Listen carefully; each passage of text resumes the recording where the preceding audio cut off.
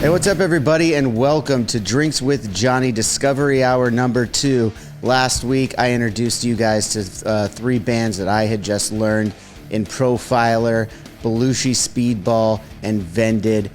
3 great bands that I discovered last week and wanted to share with you guys. Hope you guys enjoyed that episode.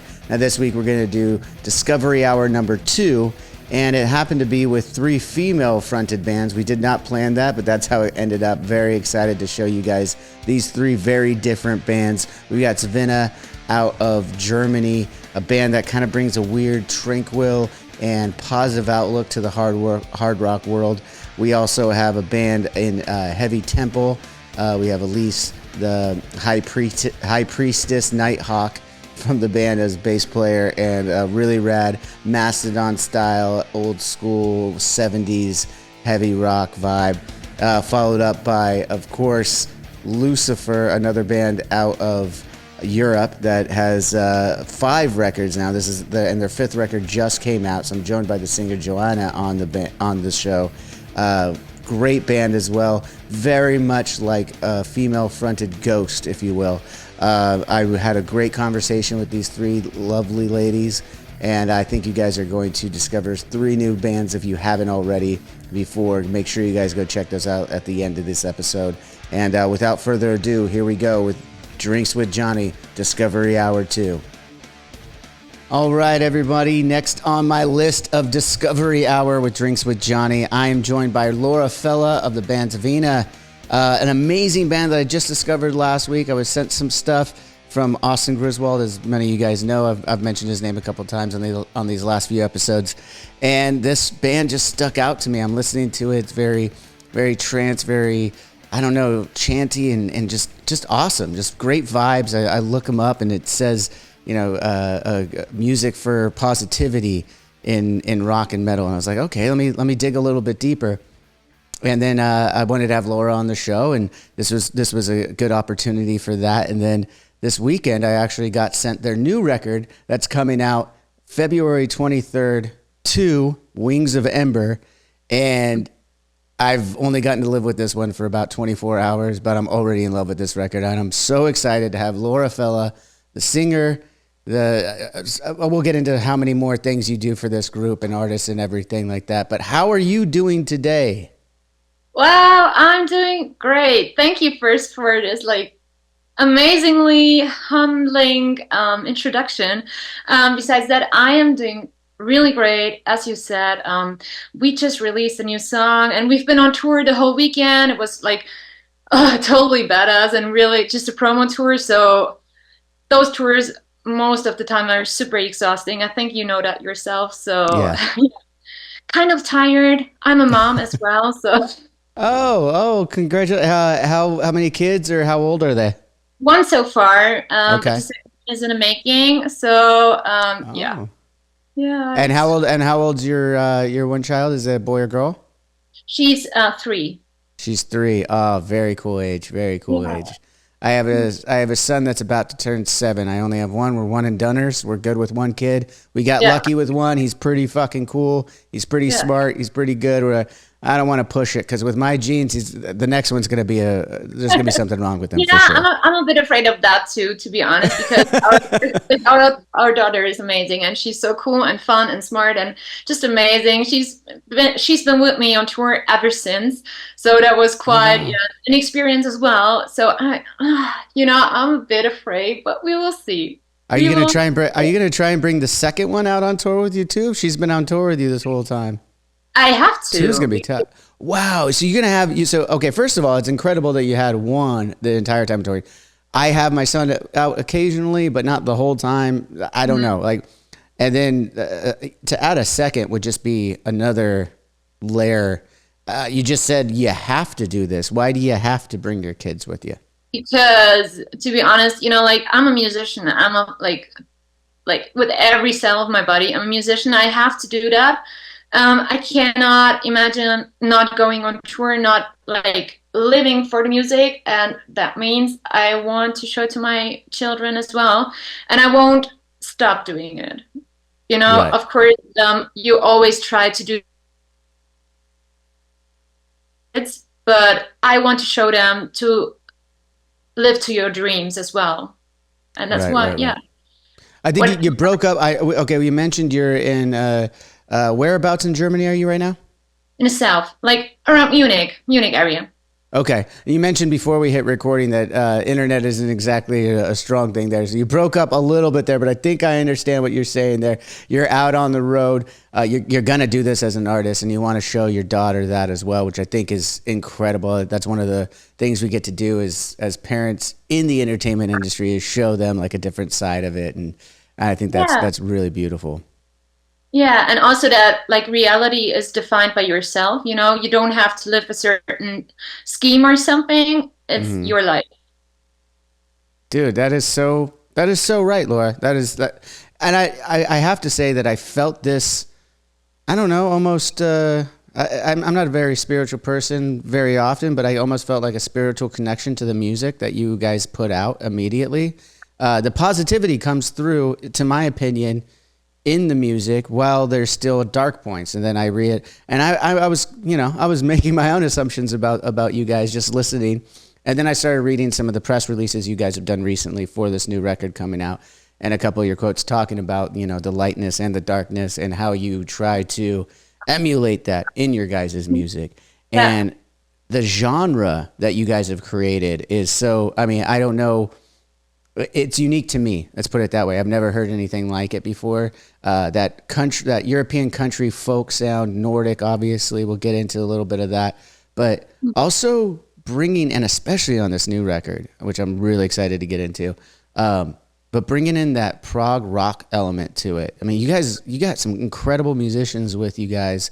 You guys all very talented, obviously. The songwriting's incredible, but blending the two of them, man, it's something that I haven't heard before and was just so uplifting to hear. So I wanted to ask you about you and your band's musical journey and how you developed this sound together. Hmm. It's quite a story, I think. To be honest, we started, or I founded this project because I really wanted to have like some female vocals focused music. But I have to say, I'm also playing in a folk band, but my background is totally not folky. So I'm really coming from punk rock, prog rock, especially like what I listen to. So this component was always like by my side, like going along. I just, yeah, felt it would be in the music as well. So, however, then I started, or then we started to have these female vocals accompanied by like metal drums and guitars, and we just really let everything develop naturally. Like we didn't have any plans. It was really just like, okay, what do we want to talk about? What do we want to sing about? We want to have something deep, you know. We just want to talk about life and how life evolves and how it develops and what it does to us. How do we understand it? And how can we stay strong through the struggles of life? So Yes. that were the first thoughts. And then COVID came, you know, how hard it was for musicians, for bands. And actually, like, our release got postponed of the first CD. And then our release shows got canceled. And it really made something with the first lineup with the women I played along. So it was kind of women led. And yeah, by 2022, both other women had left Tvinna, and that was really devastating for me. So I was really thinking, like, should it continue or is it just, you know, made to die, the whole thing? And I decided to continue because I had no choice. It was just in me, and I knew I just had to go along and yeah, put that music out and yeah, believe in myself. That's the thing. And because I also wanted, that's kind of the core message of Tvinna, you know, like believe in yourself. It's all there. Yeah. Believe in yourself. So I had to continue because otherwise, you know, the whole thing wouldn't have made sense actually in a way. I guess so. That's a fair point. Yeah. So No, anyway, yeah.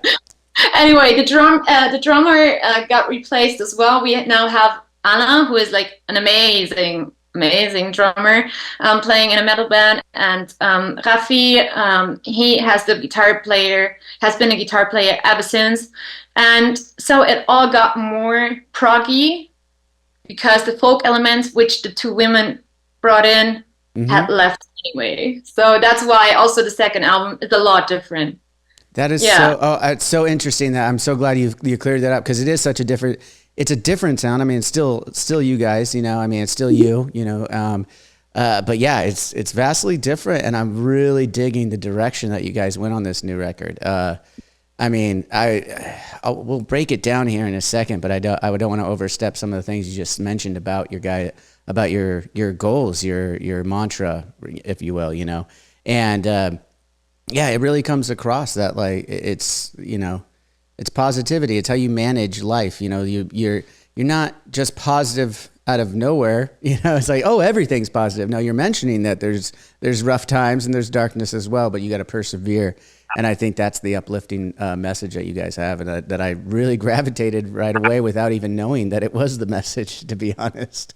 That's so great. And that's exactly what means so much to me because, you said that and I was like, yes, yeah, that's it. That's what it's about. So I'm so happy and incredibly proud, to be honest, that it finds its channel, kind of. You should absolutely be proud of the music you've already created and the music that everyone's about to hear. Again, well, I'm listening last week to the older catalog stuff, for lack of a better term there, and I'll admit to the crowd here, I was a little high. I was inebriated. I was listening to on my headphones and getting into the folk and trance of it all. And I was like, man, this just feels different. This is cool. And so I reached out to Austin and I was like, okay, out of the bands you sent me, Tvinna is definitely one of the ones I would like to have an opportunity to talk to on this Discovery Hour. And then he's like, okay, cool. Laura can do this day. Let's do it. Here's the new record. I was like, oh, there's a new record. I didn't even know there was a new one I was going to get to listen to before February 23rd. So thank you for that. Let's get into that record real quick. It's 2 dash Wings of Yeah. Ember. And it comes out February 23rd for everyone. After you listen to this, maybe make sure you go check it out. And I'm listening to it, and it starts out a little bit more of some of the older stuff, a little bit more folky and stuff. And then when you get to Luga, is that how you pronounce it again? My Luga. pronunciation on stuff might be a little off today. It's Old High German. Like, Yeah, probably not old High German. That song is in Old High German, right? that language, so probably nobody pronounces it, like, correctly. I don't know. I would say Loga, but. Loga. Okay. Mhm. And that one has a feature on it, right? Fabienne, again, bad with names here. Ernie of Eluvete. Did I get close on any of the pronunciation? Yeah, you did. I'm not familiar with Evolute either. I'm gonna listen to him now because she obviously features on this song. And to me, when I'm listening to the record, it's the third track on the record, and it's the one that I started as I'm listening yesterday. I'm kind of cleaning up and listening here, and I'm like, oh, this one's hitting different. This one's hitting different. And it's about like the halfway point, I feel like, where it starts to build a little different, a little bit more rock into it and stuff. And wanted to ask you about how that collaboration hit.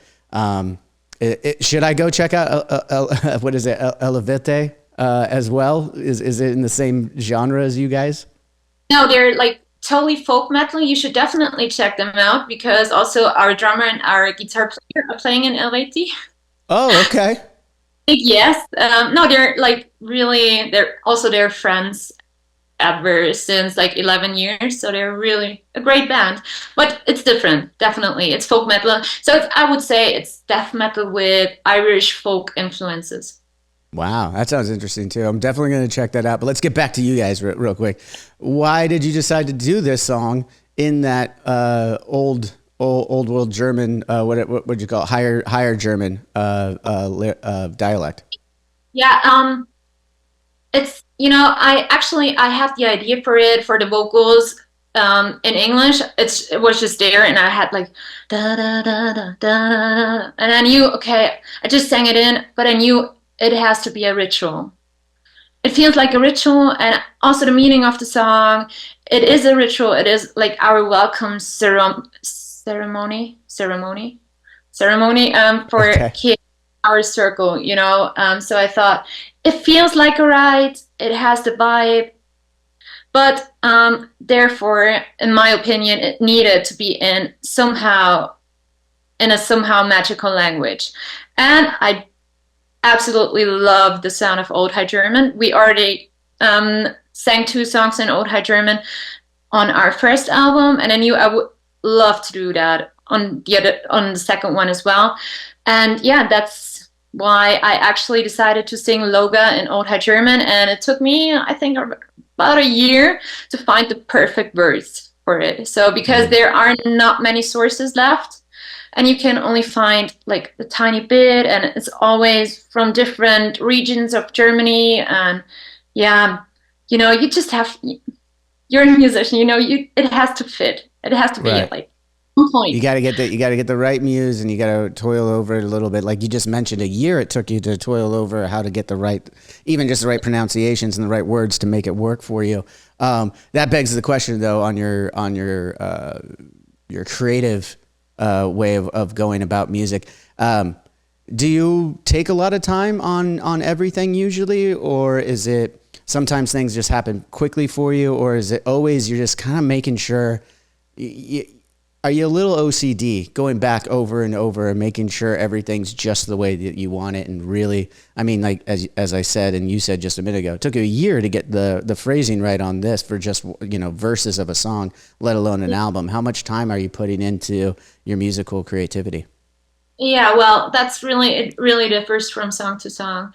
Loga was really, I was super perfectionist. I really wanted to have it everything super neat, and it took the time. It just the song kind of forced me to take the time. Mm-hmm. Uh, but we do have other songs. For example, the outro. It's more an outro, but I wrote it in, I think, 4 hours. Oh, okay. So Awesome. that Yeah, was yeah. just So it's a song to song basis. I imagine, I ask those questions because for the listeners at home and everybody and other musicians, everyone has a different flow for their a workflow for creativity. And I was yeah. just curious if you wanted to divulge a little bit more on yours. Yeah, and I totally agree. And as said, it totally differs from song to song. Like for example, the title track, I wrote the chords for the chorus in a minute, but Wow. the vocal melody took me 6 months, and I didn't come up with a proper idea. So actually, our guitar player helped me out by like, try this, and it was the vocal line, and it was like, fuck, what? Why can't I not do that? It's Yeah. happens. It's yeah. Well, that's a Music. great song too. I'm glad you brought up "Wings of Ember," the title track on this new record. Again, we're gonna get into a couple songs that people aren't gonna be able to hear yet until they go get the record on February 23rd. I'll say that a few more times because everyone really should go listen to this record on February 23rd right away because I'm a huge fan for life here. And again, I'm glad you mentioned that you played the guitar part and the vocal melody of this one. Came about pretty quickly, as you mentioned there. That begs the question of your songwriting and your musical background. What was your first instrument you picked up then, and is there one that you go to more often when it comes to writing?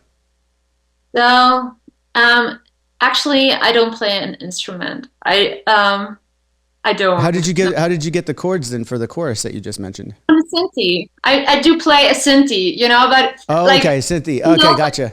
which note is where, but I most of the time I don't know what I'm doing. I love that.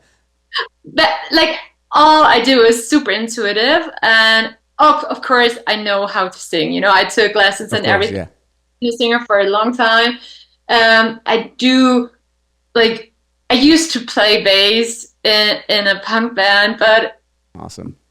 It's yeah, I just don't know what I'm doing most of the You time. know what though? That's amazing. That's awesome. There's so many things that there's no wrong or right way to create music, right? And there's you could go through all the music theory and have all of that knowledge.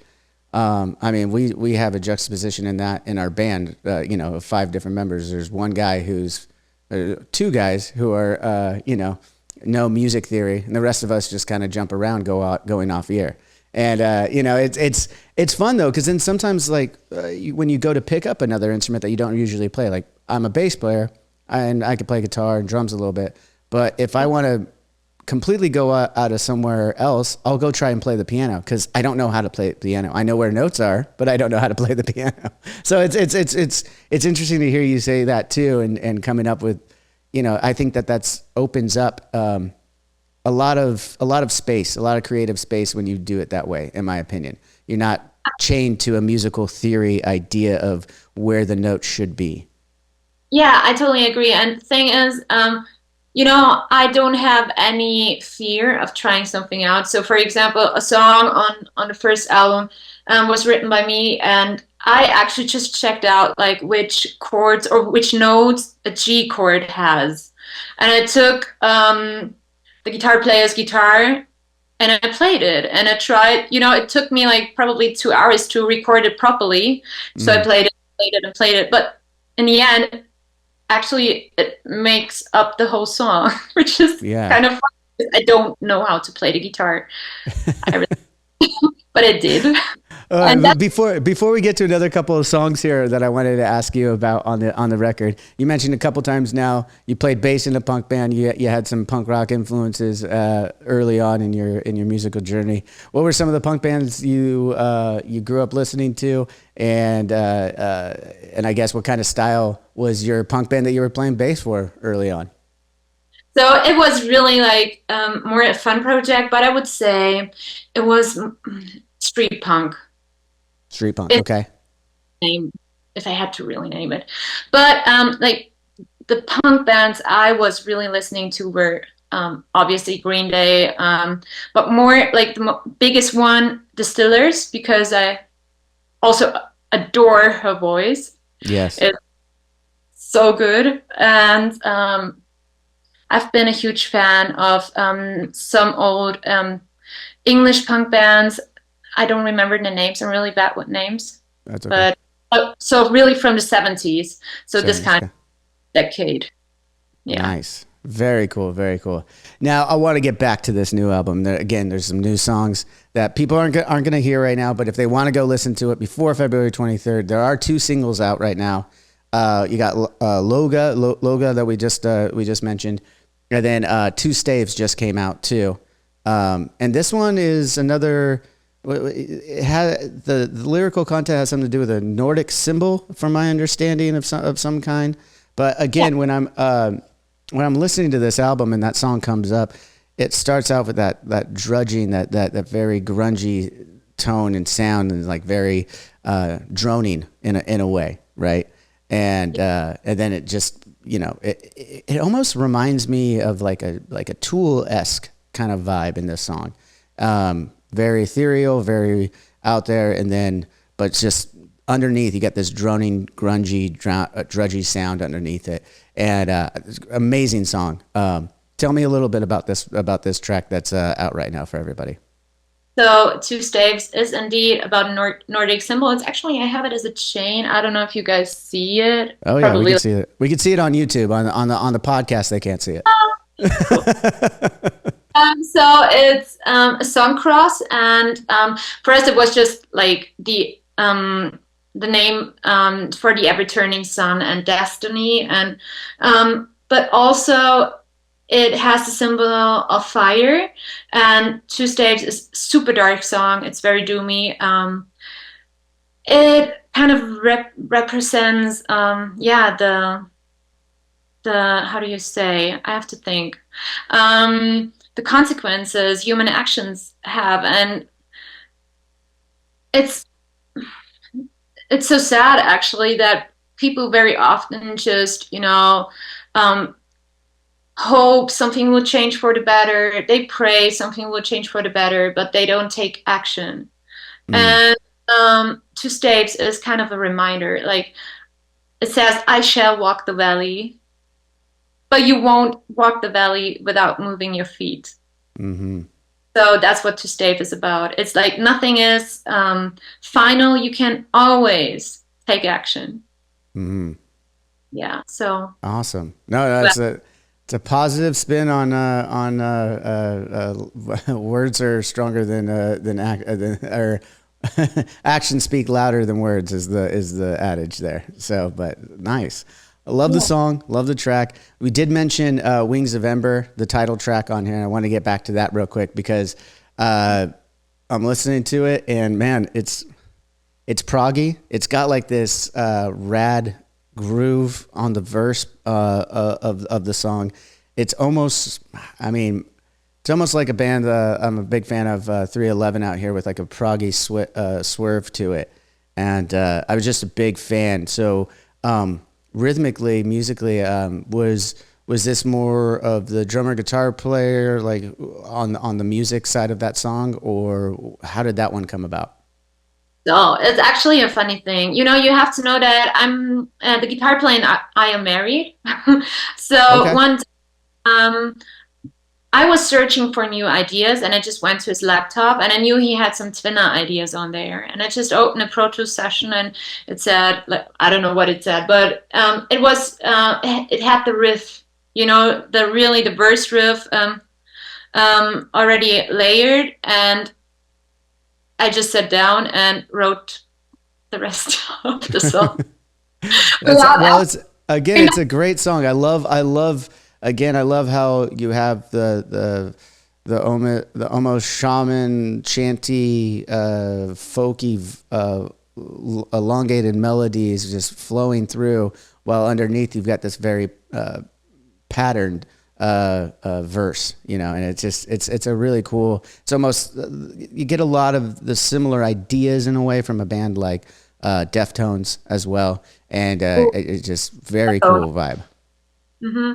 No, thank you so much. And really, it was just funny because he was like, "What did you do?" Without asking, and I was like, "Yeah, but the song came out. It's fine." Yeah, And then it's a great song, and it ended up being the title track on the new record. How cool is that?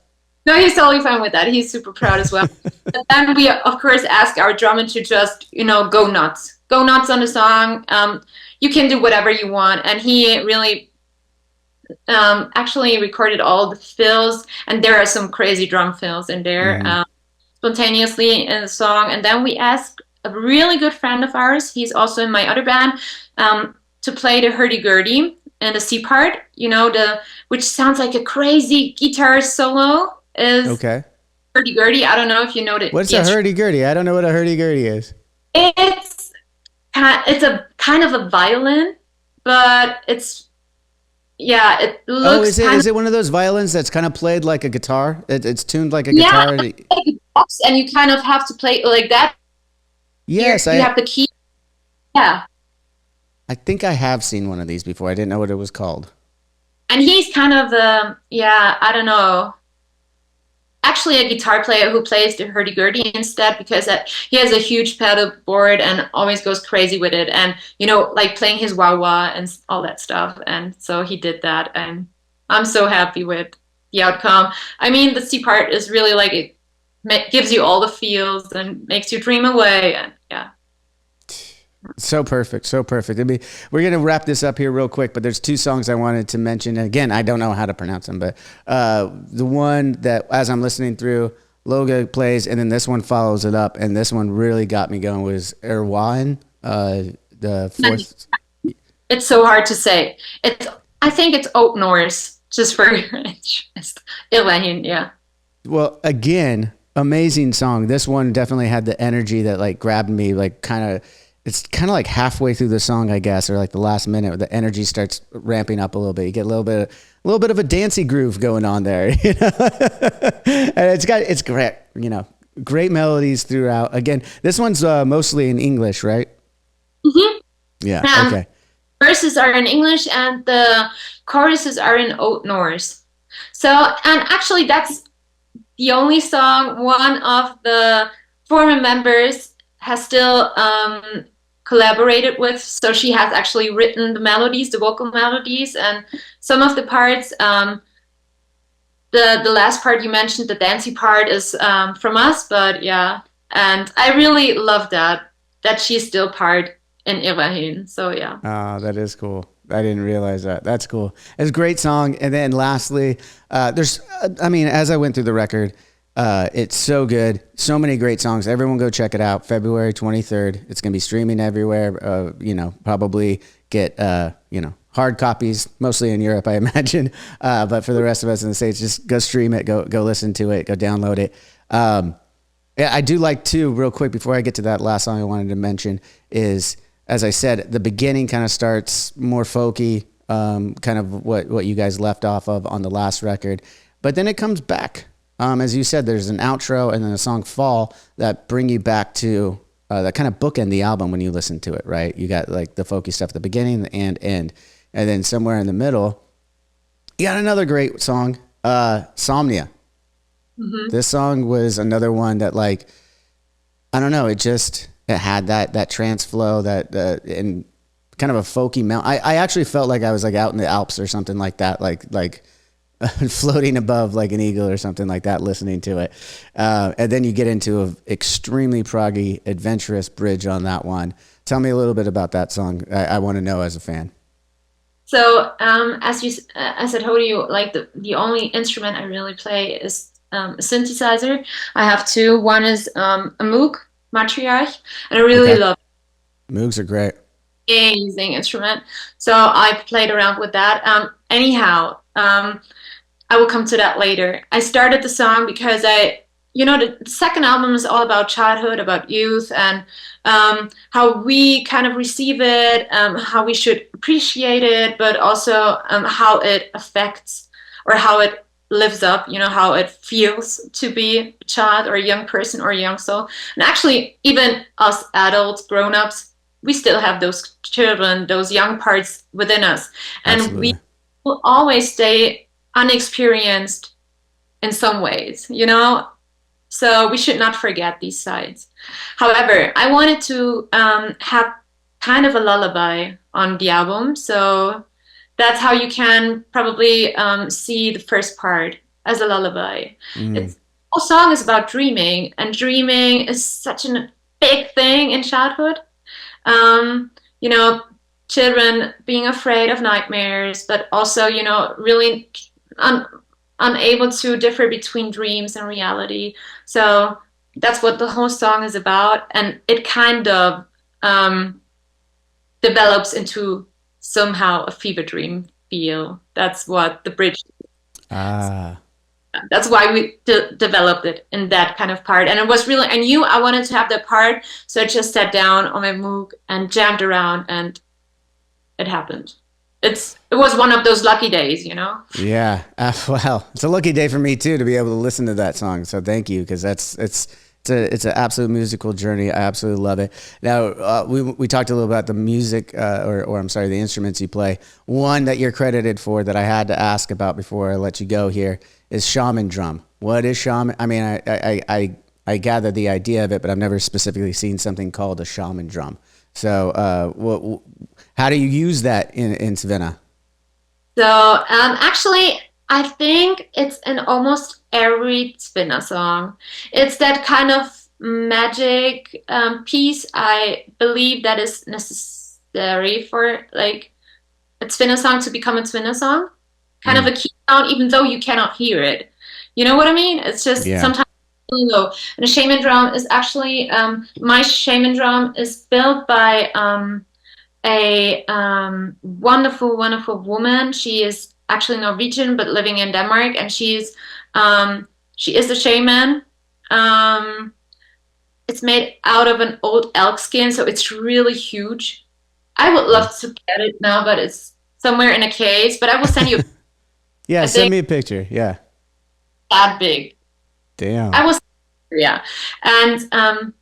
it's all naturally made, all naturally dyed, and it's really for shaman travels. It's like a lot of native tribes do still have these kind of drums. I don't know about the American natives, about the First Nations, but I do know about Sami people. So in Norway, Sweden, North, like Scandinavia, they do have. Mm-hmm. Very cool. Well, I can't wait to see some of that. I know you guys got some shows announced right now. Again, the record 2, Wings of Ember, is coming out February 23rd. What does the rest of the year look like for you guys? Do you have any chances to play any of these European festivals in the summertime, by the way? Because if you are, I'm going to make sure to check them out because I'm on some of those as well. Oh, I would love to. For now, we don't have anything booked. Okay. Not for Tvinna. We only play in Germany and one Latvian festival because a friend of ours is like actually organizing a festival for mental health awareness because his brother committed suicide and he did all the artwork for us. And yeah, he's just very close. So we said we're going to play there for him and his brother. So, Very but cool. if not this year, next year. All right. Well, I'll definitely be checking it out, keeping in touch with you. Thank you for your music. Thank you for your time. Thank you for everything. And it's been nice to get to know you a little bit here. Hopefully we can continue this friendship over some more years as I follow you guys' career. February 23rd, everybody, Wings of Ember is out. Make sure you guys go check it out and follow Savenna. More everywhere on your social media, everywhere you listen to music, just follow them. You will not be disappointed. I promise you. This is a really great piece of music that they're creating. So everyone go check that out. Laura, thank you again for being on the show. I'll let you go about your day, and we'll keep in touch.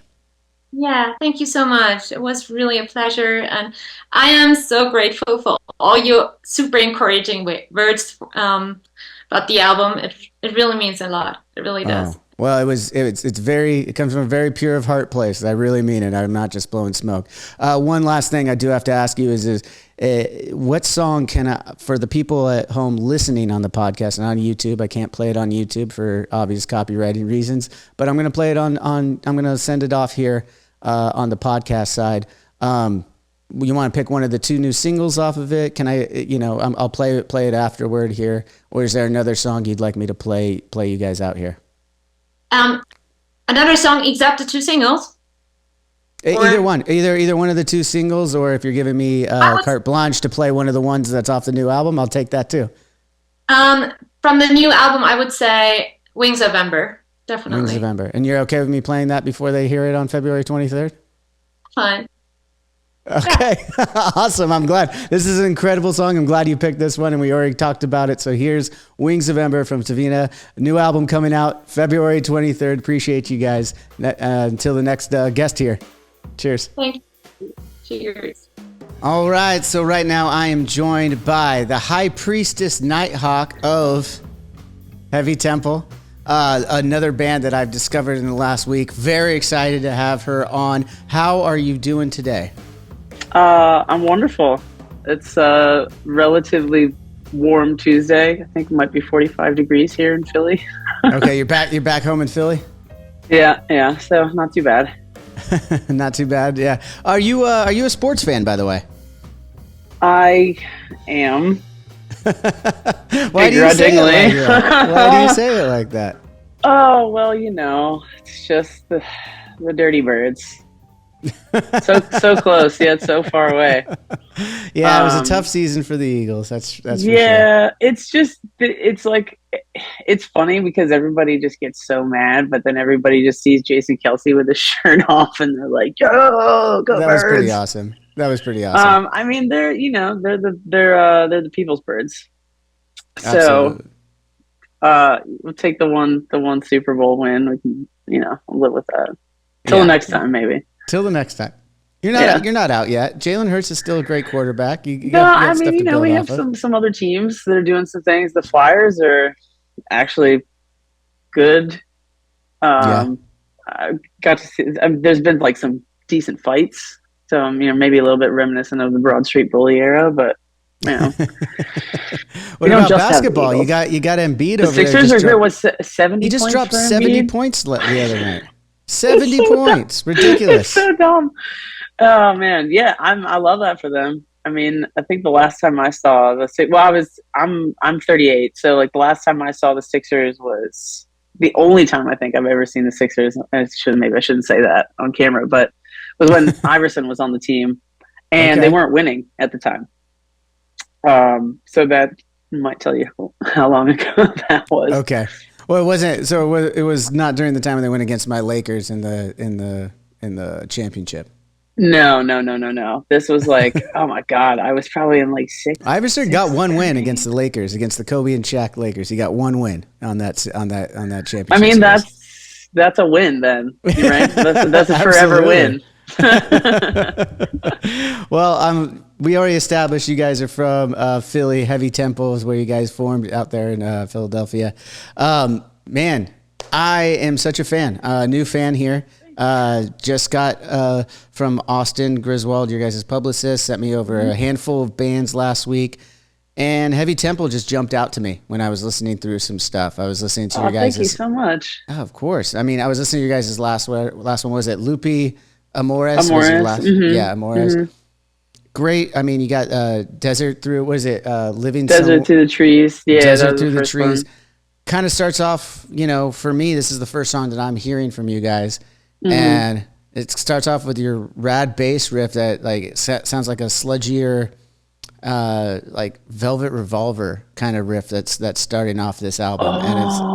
And then this is my perception of your I'm always interested, man. I'm always interested because you have like your own influences, but it's always fun to hear like kind of what everybody else hears and what you're doing, something that you didn't know maybe was like creeping out there. So that's cool, man. Yeah, so that's what I gravitated towards, or what I felt initially, and then I'm listening through the record, obviously, and it's so much more. You guys are kind of steeped in like some classic '70s style rock and stuff, for sure. But you got a lot of the heaviness in it too. Another band that comes to mind is a Mastodon in this world as well. Absolutely, another good friends of mine that I've actually loved, and great fucking band. So you're in good company there as well. But yeah, so I'm listening to that one, and then just a few hours ago, Austin sends me the new record that's coming out on April 12th, the Garden of Heathens. Yes. And you guys got a single out for that right now. Extreme Indifference to Life is the single out right now. Yeah. It's so funny hearing people say it because it sounds like it should be like a Cannibal Corpse song. It does sound a little spiteful. But so I got this record, and I'm listening to it just mere hours this morning before we hit record on this. So I have to admit I've only got one listen through it right now. Yeah. Holy damn. There's some amazing songs on this, and it goes on like such a tripped out fucking road trip of a desert through fucking awesomeness. I was very blown away, and I was so happy that it was a good record, to be honest, because I listened to the first one. I was like, this is great, this stands out. And then I was like, well, there's a new record I haven't heard, and I'm listening to it. I'm like, oh, I hope this one's as good as the other one that I wanted to have you on. So much, it's even better. I mean, it's taken on to the next spot. It is. Well, and like the first 3 albums I wrote by myself, and not that I don't think I'm a good songwriter, but like this was the first album that I wrote with the band. So it's nice to have somebody, like other people obviously to just collaborate with, but to kind of what you're saying, like, your interpretation of what you're hearing, maybe they can like open up some other pathway that you didn't know was there.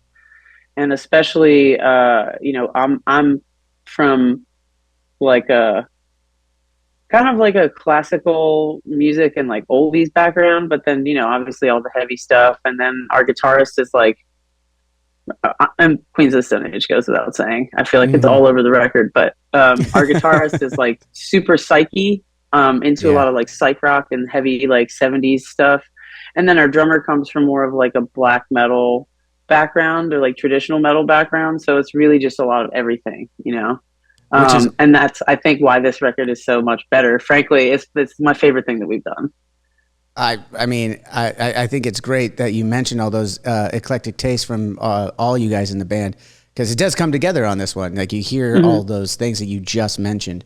I thought it was really cool. And you brought up the writing process, so let's go right into that. Like, what is obviously you said the last few records have been, you just doing it, writing it, doing all of that. And this one you collabed with your bandmates on. What was it? I mean, let's get to the specifics of it. I mean, how much was it? And was it predominantly you coming to, a practice space with some songs, and then you guys start developing it together still? Or were they bringing in a lot of riffs and starting points to the songs as well? Well, our guitarist really wrote quite a bit on this album. As far as like the meat and potatoes, like the riffs, The riffs, yeah.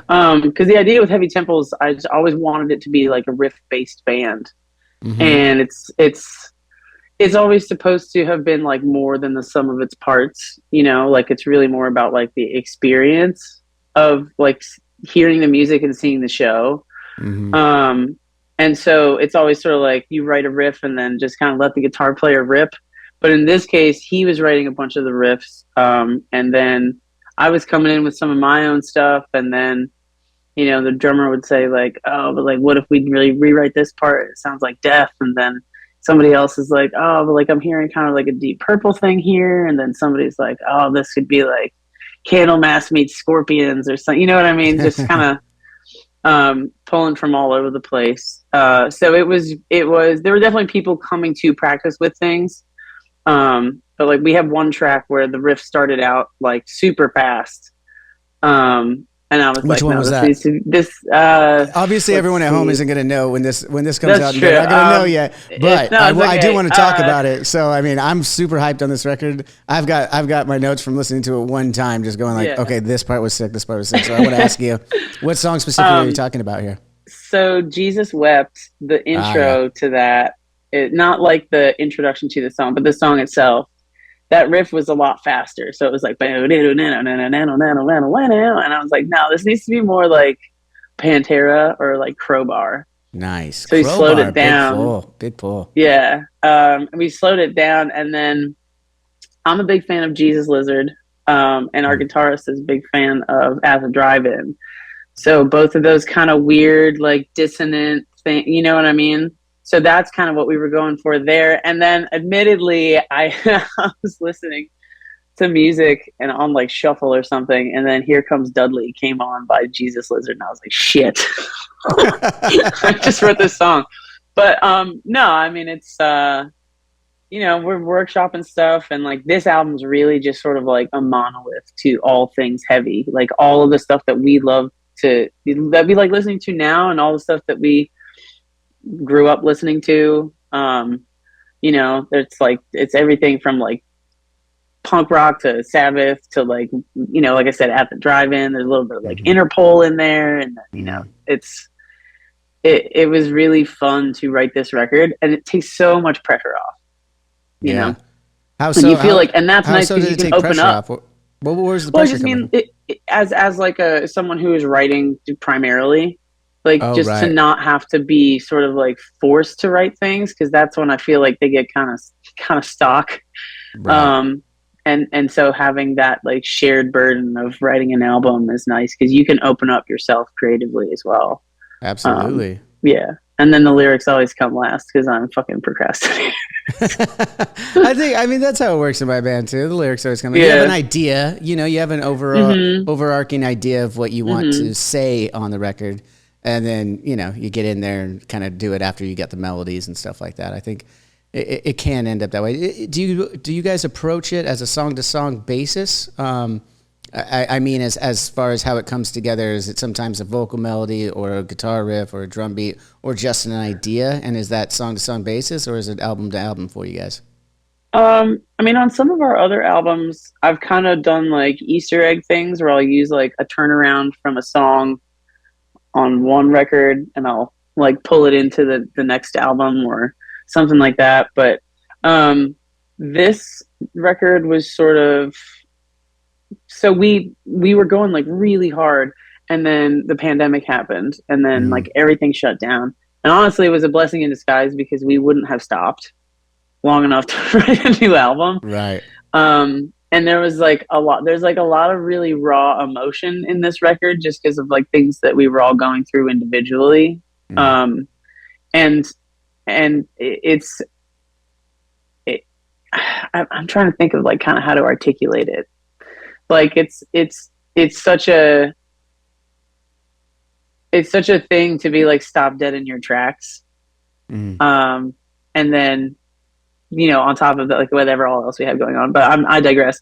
But it was just sort of, we were just kind of riffing, and then the songs developed on their own, and then they started to kind of come together. There's those two songs. It's like the fourth and fifth track that run from like one into another. And we did some stuff in studio. You know, we didn't want to do too much that sounded like the same.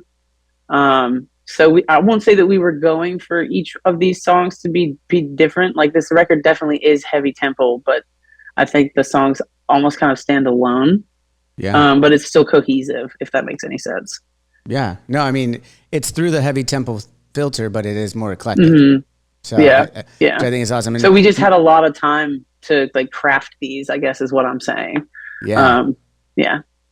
Well, that's awesome. It is awesome when you get that time, even if it is kind of forced, right? Like you get that extra time. Like we learned that on our last record too. But we're talking about a little bit of the influences there, and you mentioned one that I heard too was At the Drive-In on this new record. I was like, oh, I'm a big fan of At the Drive-In as well, and I heard it a few times, and then you know I'm reading you guys' press release for it too. You mentioned the lyrics a couple times coming last, and this one being more personal. You guys had gone through some personal shit, you know, as we all did during that time that you guys had to take a hiatus, I'm sure. But and then you're going through the track titles, and you could easily see that it is there. Maybe there's some spitefulness, maybe there's some maybe religious standings of some kind in there. But that's all like title. But when you actually listen to the songs, it's very much more personal, right? Yeah. That's exactly it. Our guitarist, again, he was the one who came up with the album because we were, you know, that whole time period, I think, really brought out the worst in a lot of people for a lot of different ways. You know, obviously there's like a lot of political stuff going on, a lot of social stuff going on. It's always like the world's constantly in turmoil and blah, blah, blah, blah, blah. And it's horrible that it's just so glib now, but you know, there's this, we kind of were mulling around the idea that the idea of heaven that you've been promised is actually really hell on earth. And that like, you know, all the stuff that you're not supposed to do, all the stuff that you're not supposed to think about, that's really just what heaven is. And so that sort of, once we had the theme, like lyrically, that came to take on a deeper meaning personally. Just like, you know, there's nothing religious about it. It was just, I'm sorry, I'm like drifting off camera.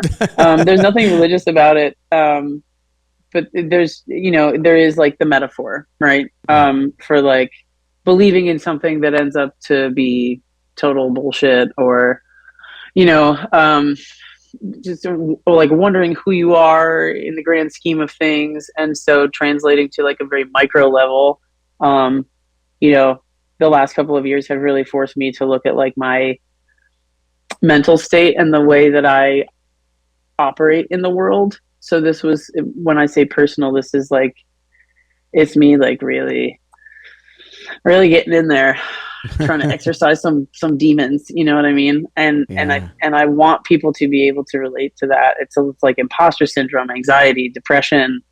You know, if there's a meme going around right now, it's like, it's 2024. Like, are you mad at me yet? Is everything cool? You know, that kind of, you know, and especially on extreme indifference to life, there's the one that's like, is it something? Is it nothing? It's like that, all of that. You know, yeah, and I like the line in that one. I'm sorry to cut you off there, but I like the line in there where it is, you're living a dream, but you're questioning if it's someone else's, basically, right? Like, yes, it's living something, I guess. You know, well, that's a great question though that none of us will ever know the answer to. I mean, I think that's the common thread. I mean, it sounds like you came out the same way I did out of that, you know, that mess that happened globally.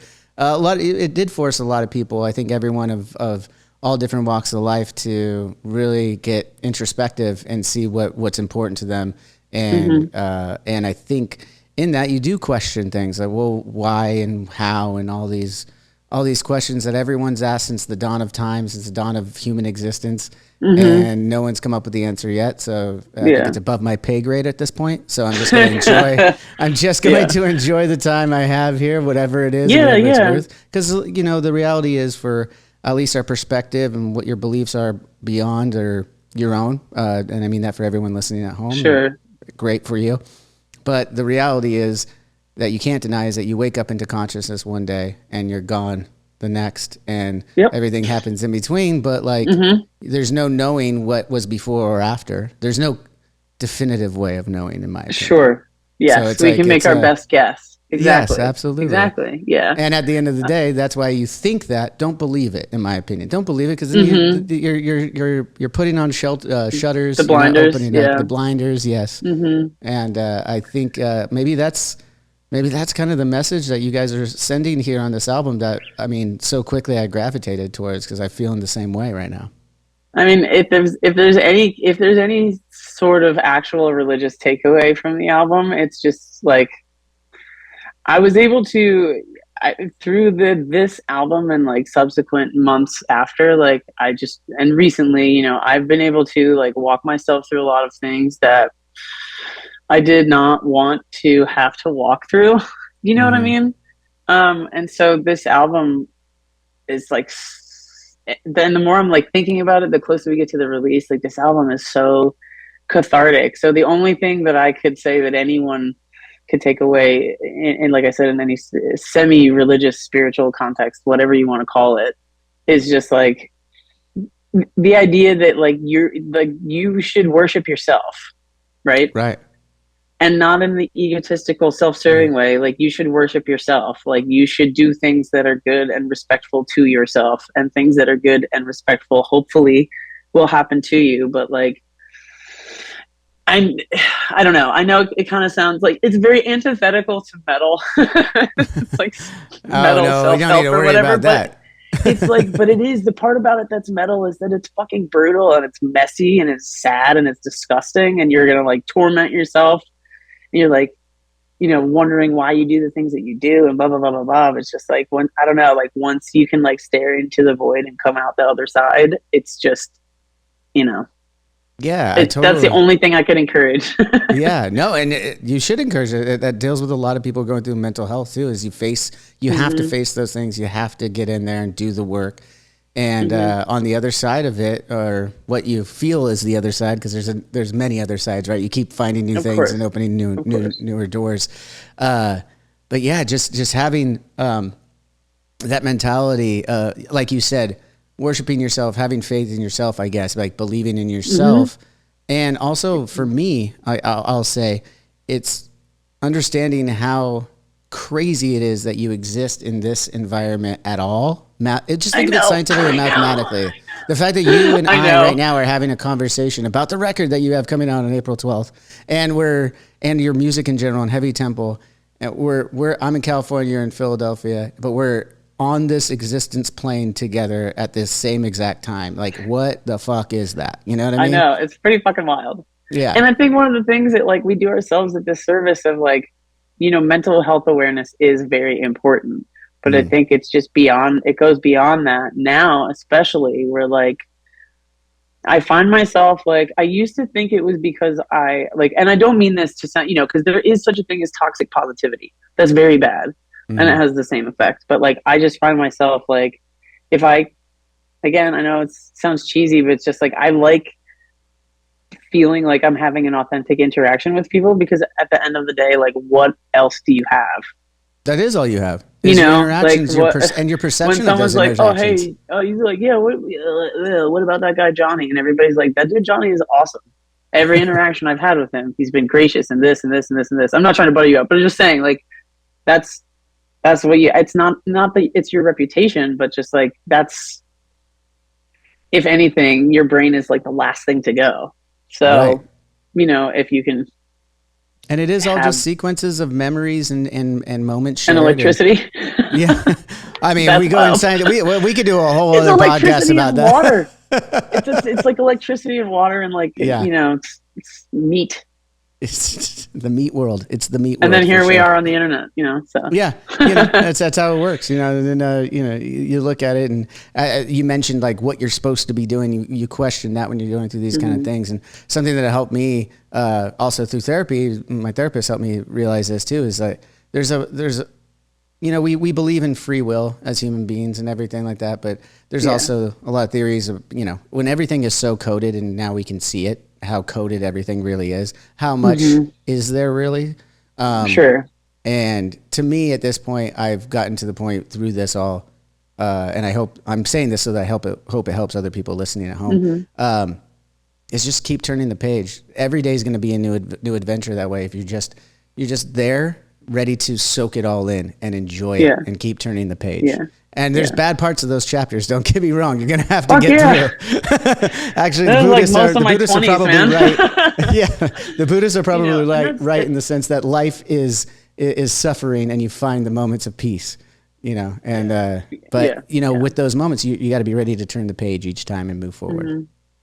Yeah. And it's, I say all of these things realizing that there are people out there who I consider myself very fortunate in that I've acquired whatever tools I need mentally to do that for myself. I think everybody kind of has them, but I refuse to use them for the longest time. And I also have good friends and family. I know there are people out there who do not have those things, but if you do, it's just I don't know, man. There's so much that doesn't matter. So I know we're getting off into this philosophical No, we are, but I love it. I wasn't expecting that. We were going to talk music, but it's true. There is so much. That's really what the matter. album is. It's just all of these situations that I have found myself in. It's not that there are I cannot control what happens physiologically, right? I can't control that, but I'm trying to learn how to react to certain situations that are beneficial to me, even if it means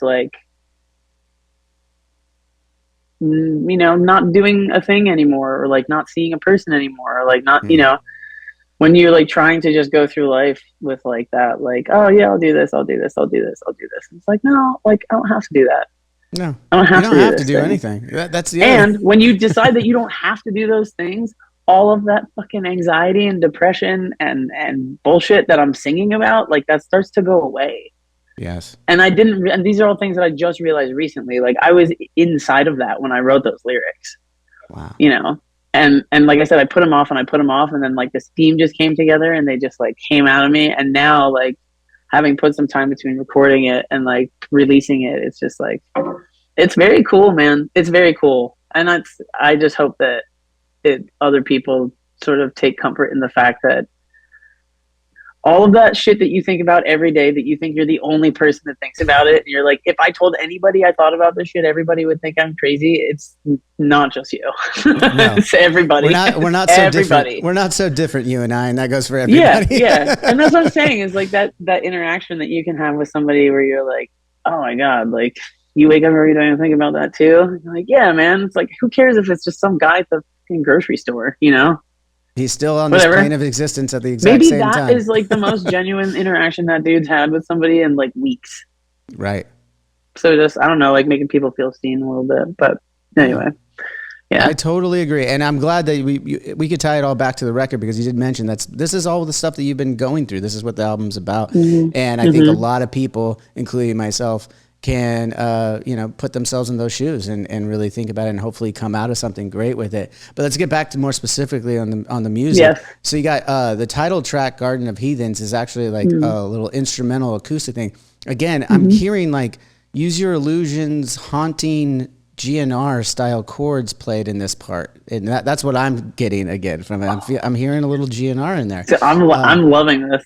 I really am. It wasn't just GNR. I got to look at what it was. Oh yeah, and this one, obviously, to me, it's like an ayahuasca desert trip going on right there. I just feel I could put myself out here in Southern California in Joshua Tree, just tripping around the cactuses. That's my favorite place. It's my favorite place in the world. I love it so much. So what makes you you guys choose this track as the title track? And it's more of an interlude, really, too. It cuts in between the two songs that it's in and starts into the next one. I think, truth be told, we actually didn't have a title track, and we just decided, I think the way that the album panned out, that it would make sense to have 8 tracks. So it's pretty boring, really. But I guess it kind of makes sense. Jesus Wept is like the beef track on the album. Mm-hmm. And that's the most spiteful one. It's also the one with a sick vocal hit. But yeah, that's like the beef track. So Jesus Wept is also like a little bit of a nod to Hellraiser. But Garden of Heathens as like the title track seemed to make sense leading into that song. Mm-hmm. And well, that's an Easter egg actually. In the lead at the end of that song is actually the intro, just like slowed down and layered. And that was one of those things that we did in the studio where we were just like, we wanted to do something like that on this album that was not just a song, you know, because we have something like that on the first 2 albums as well. But you know, I guess it just made sense there, and we didn't have the title track, and that song sounds very like organic and natural. Maybe it's like a landscape sort of. So you know, like Hieronymus Bosch sort of Garden of Earthly Delights. Yes. Weird, fucked up Garden of Eden. And I like that you mentioned it goes into, or we're talking about Jesus Wept there too. You mentioned a little ode to Hellraiser there. Pinhead, of course. Are you a horror fan? Absolutely. Wow, we're way too much in common right here now. 1,000%. My little thing on the side is just writing like giallo synth music. Oh yeah? I love it. That's awesome. What's your favorite horror franchise? Scream. Which one? Scream. Awesome. I love Scream. I could talk about how like meta and self-referential and like awesome that is all day. And they're just like they just like never get bad. Like they know exactly what they are, and they're doing it really well. Yes. Even though I think it's out of what's his face? Wasn't it like Kevin Williamson? Wasn't he doing? I don't know. I think it's out. It was originally like not Wes Craven, obviously, but it was originally Wes Craven, obviously, with the first 3. And then I think Kevin Williamson from Dawson's Creek or whatever. Yeah, maybe it was him. I don't know, but yeah, no, I love that. That's it's awesome. Great. Big crush on Billy Loomis. Weirdly. Oh, shouldn't have. I mean, he's a serial killer. Well, maybe that tells you something about yourself, Nighthawk. Yeah. What about you? My favorite franchise is Nightmare on Elm Street. I'm a Freddy fan. Robert Englund just destroys. It's not a bad franchise, man. Yeah, I absolutely. It's not a bad franchise at all. Robert Englund's great. Yeah. Oh, and he makes that character. I mean, there's no one else who can didn't they like not cast? Didn't they cast like the guy who played Rorschach like in the last one or something? I watched parts of that one, and I watched the whole thing, but like I only remember parts because it was done well. It was done more creepily, more horror-esque. But what I love about the franchise, aside from the first one, which is very scary, is like after that it starts to become the Freddy franchise. It's no longer Nightmare on Elm Street, in my opinion. Yeah, and that's when that's the character I like. Yeah. Do you know there's a nod to Freddy in the original Scream, by the way? Oh yes, yeah. Well, it's Wes Craven. Dude. It's Wes Craven. So I know. Oh my god, it's like that. That's like the kind of. It's so good. It's so good. Like if you love horror movies, like Scream is like that is a franchise that is made by and for people who love horror movies. Like all of the tropes, all of the like references to Jamie Lee Curtis. The first one's so good. Flawless. When all the trivia that's happening throughout the movie. It's amazing. Yeah. Live her alone. You never say I'll be right back. Never say that. I'm feeling kind of woozy, man. No, it's great. We could do like a whole episode just on horror, I feel like, at this point. But let's talk about another thing. And listen, anytime, man. Anytime. Well, I got a bunch of good things to say about that new Candyman, too. Yeah. Oh, I haven't seen it yet. So So I mean, I'll be brief, but I watched the original right before I watched the new one, and they take place like roughly 30 years apart, and there is some insane continuity there. It's really cool. Okay. It's very cool. So your advice is to rewatch the original and then watch this.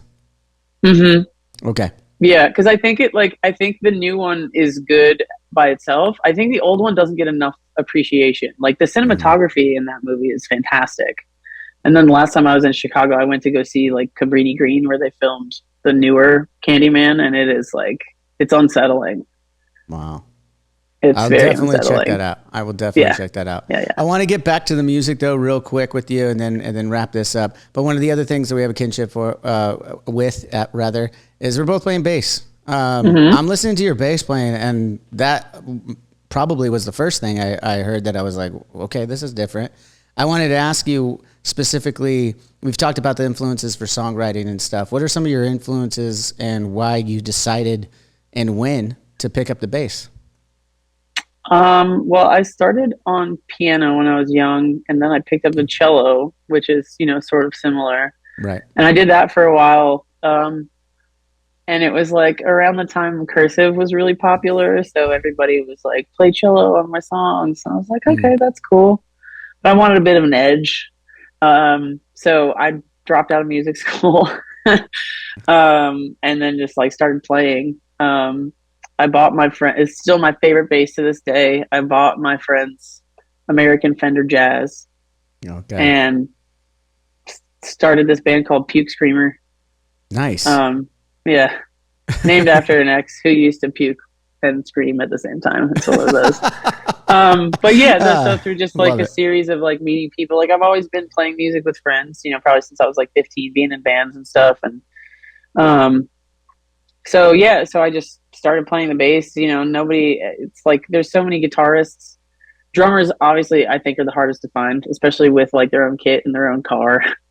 But I feel like there is that thing with like bassists always just, in a metalocalypse, they're always just turning Murderface all the way down, and like, Jason being absent on that one album, and there is that joke. But then you look at like, Led Zeppelin, granted they didn't write all their own songs, but I mean John Paul Jones is like, he is amazing.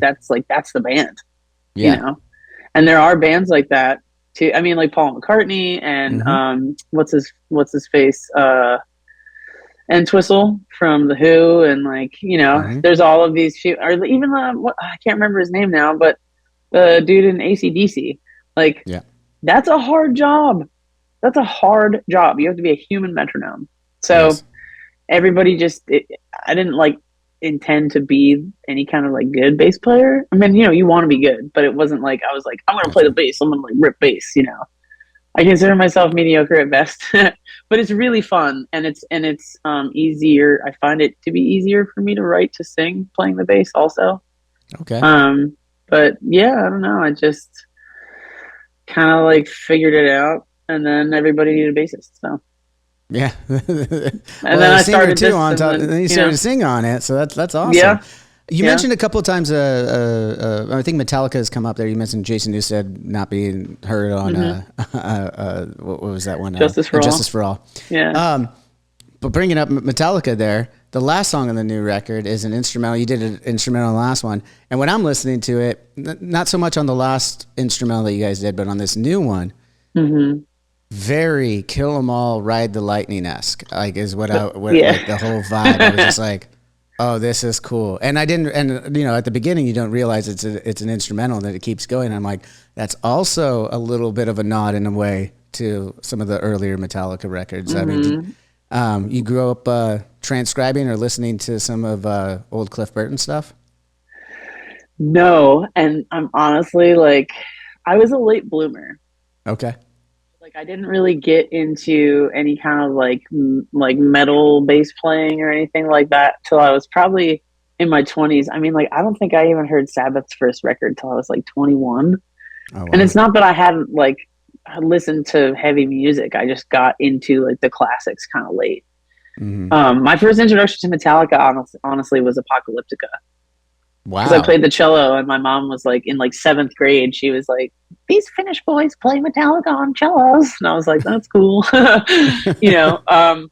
But then obviously I grew to appreciate Metallica as a band, but especially Cliff Burton. I mean, I just like I don't I don't even know. That's like too much talent for one bass player. Um, but yeah, I mean, I definitely like started with like tabs and just trying to like figure out like what sounded good. And it's so stupid because I can tell you what a note is on a cello, and like a bass has frets, and I'm just like, that's a G. Sure, okay. It's sort of like a feel based thing. So that was when like tabs really started to help Right. as far as like developing, like learning what it means to play in the box, and like doing scales and all that stuff. But it's just fun. It's just fun. I don't know. I mean, you're a bassist, Yeah, you it kind is of get fun. to like hang back a little bit and then like rip a nice little like slide or. Yeah, it's always fun when my very excellent guitar players are talking about how hard these parts are that they got to play, and I was like, hey, you made your choice. I get to play the Yes. bass. Yep. Yeah. I've definitely done that. I'm in another band where I play guitar, and I definitely like outwrote myself on a lead on this album. I was like, oh, it's fine. I'll fix it in post. No, I should probably just learn how to play it. But Well, I mean, go ahead. I'm sorry. Go ahead. Oh, I was just gonna say, admittedly, I was reading a little bit about I didn't. This is the only band you've ever been in, Yes. and you joined when you were what, 18? Yeah, I joined when I was 18. I just turned 18 and went on a 2-week tour with them. So I think I saw them. I must have seen them like right before, like Warped Tour, like right before you were playing with them. Maybe What was that, Warped Tour that's 2002? wild, dude. Might have been What's Warped that? Tour 2002. They did 2002, one. yeah. And then I was my first Warped Tour with them was in 2003, the next summer. Okay. So yeah, I saw them the year before. Well, because I was just I one of the things that I read was that you were like you were like a quick study, I like don't know. That's what they say. I don't know. I just try and do my thing. Yeah. So I was just gonna ask, like, if like, what's your like approach to playing?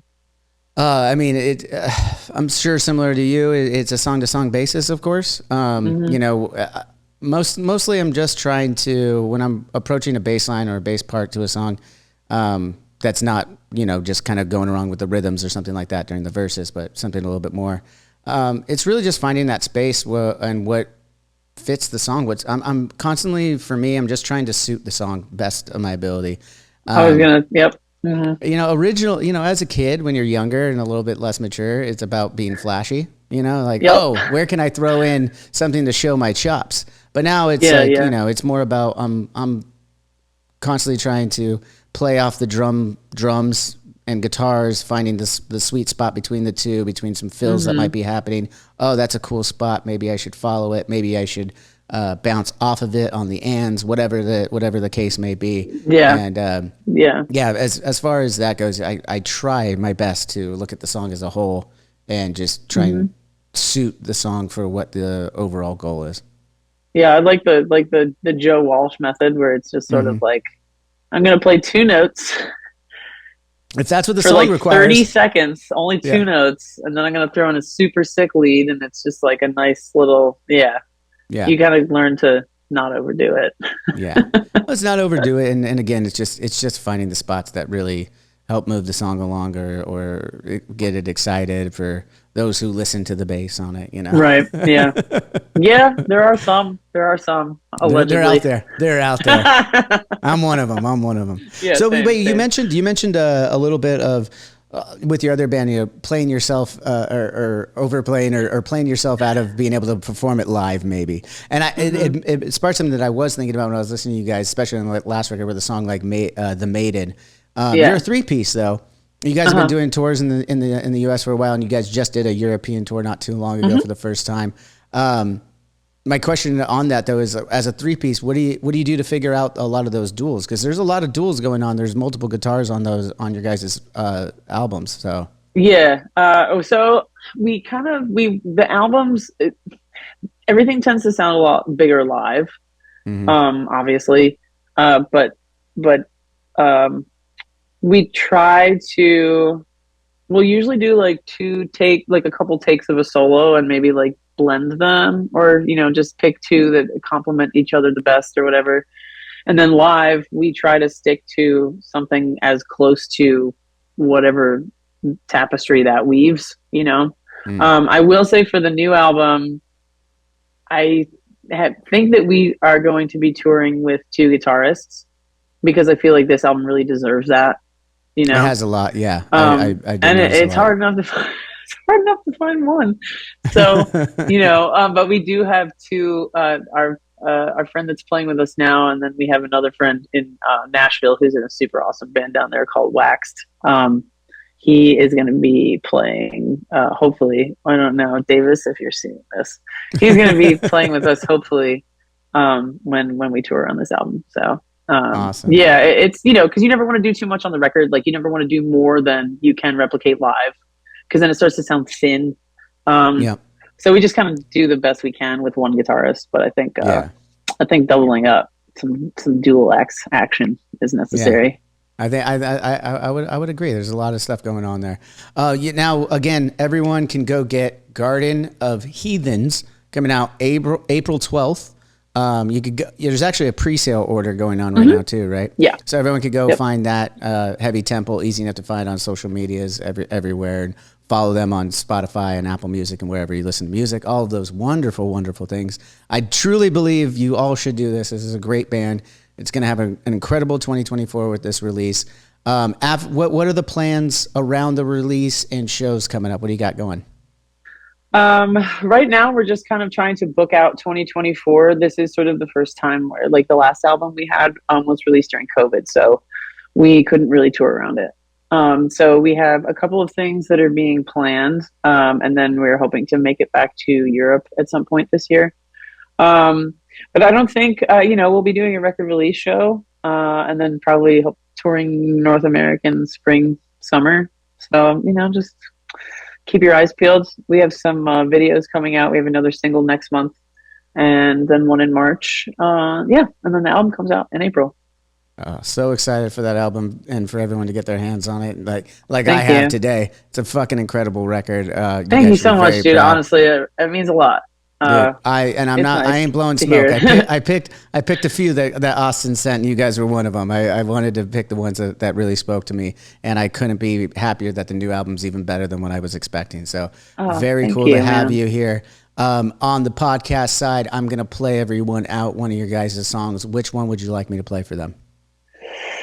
Oh, man. I guess, honestly, Extreme Indifference to Life is just kind of slapping right now. So maybe, really stick with that.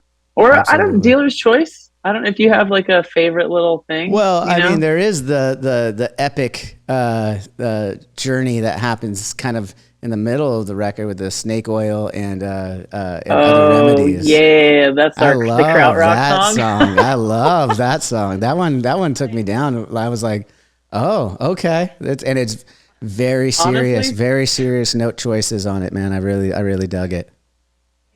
Thank you. Honestly, sometimes I get like a little lost in the sauce when we're practicing that, and I like forget to come back in at the end when it's just like the turnaround becomes I'm like, oh man, this sounds so cool, and then they're like on to the next part, and I'm like, oh yeah, shit. I'm full support, man. That one's not out yet, though. This is gonna come out before your record.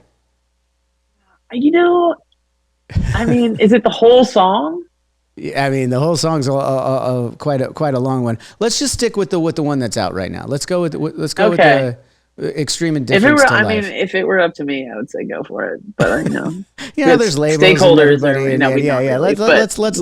You know what? I had such a good time with you. We'll definitely have you back on. We'll play that one when it's released. And we'll talk some more horror, some more shop. There's so much more we could get into.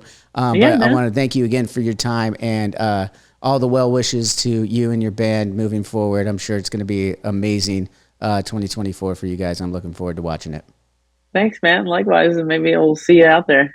Absolutely, we'll cross paths. We'll stay in touch.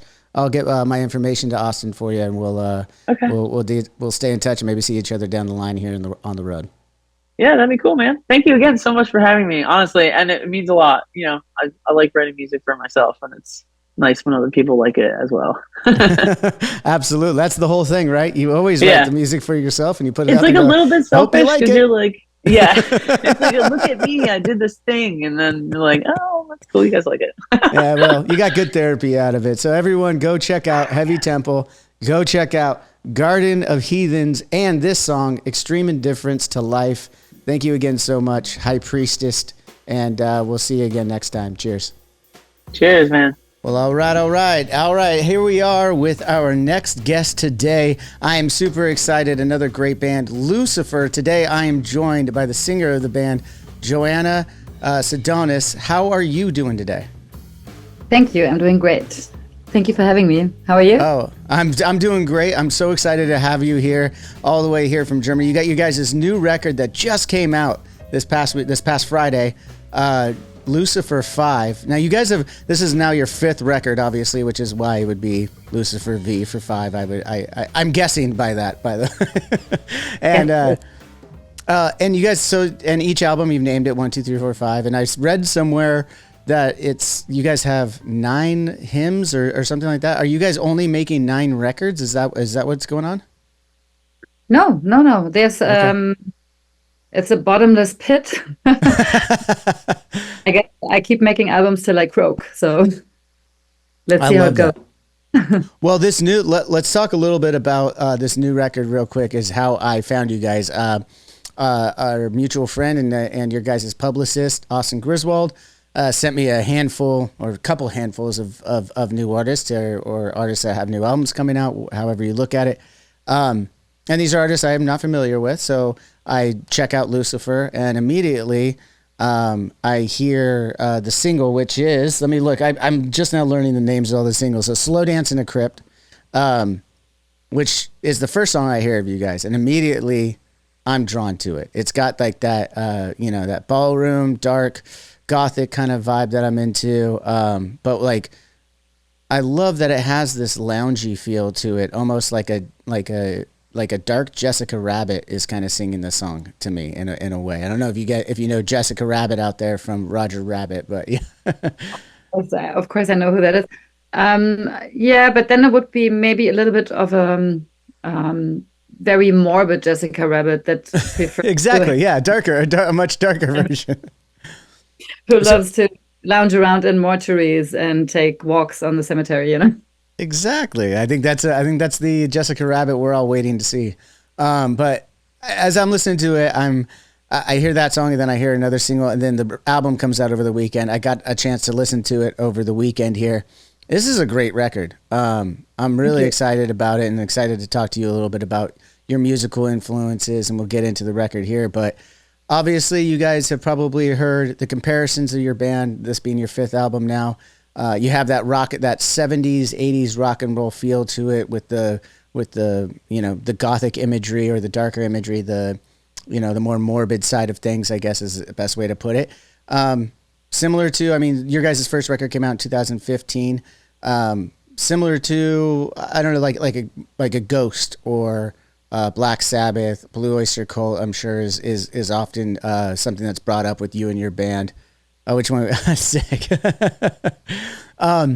So I guess my first question is just getting to know you a little bit. What was your musical journey, and what brought you to create this sound that you guys are doing?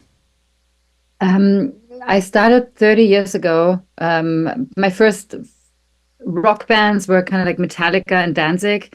And I think it was Danzig, to make a long story short, who I saw first when I was 14, which is exactly 30 years ago. Don't tell anybody. But happy birthday. Happy birthday. Thank you. I was head over heels because it was rock and roll, but it was black. Everybody, was leather clad, had black hair. It was like the Ramones, but like the satanic version of it. You're right. And somehow it made such a big impression on me that to this day, I would safely say that it has a huge impact. Yes, Lucifer is very influenced by Black Sabbath and Blue Oyster Cult, and a lot of other like 70s heavy rock stuff. So when I was a teenager, I got heavily into death metal and black metal and doom and that kind of stuff. I had black hair, my whole room was black, and after some years, I started opening up again and discovered the 70s record collection of my parents. And that's, because as a teenager, sometimes, you try to find your identity, and it was like extreme metal for me. But then you kind of open up, and I started to look back into the history where actually everything is coming from. What are the roots of all this? Right. And of course, it's the 70s rock stuff, that's the foundation for everything. And before that, blues and so on. And that's where I realized that for my taste, rock was absolutely at its height. And since then, you can't really reinvent the wheel. Of course, there's many different genres in the metal world and so on. But I think I'm kind of hooked and stuck on dad rock. And I soak all this up, and it gets kind of barfed out into Lucifer. All of the things, from those times. Yeah. No, you could definitely hear your influences there too. And I'm glad you brought up, the fact that you grew up with the metal that was around you, right? The contemporary metal.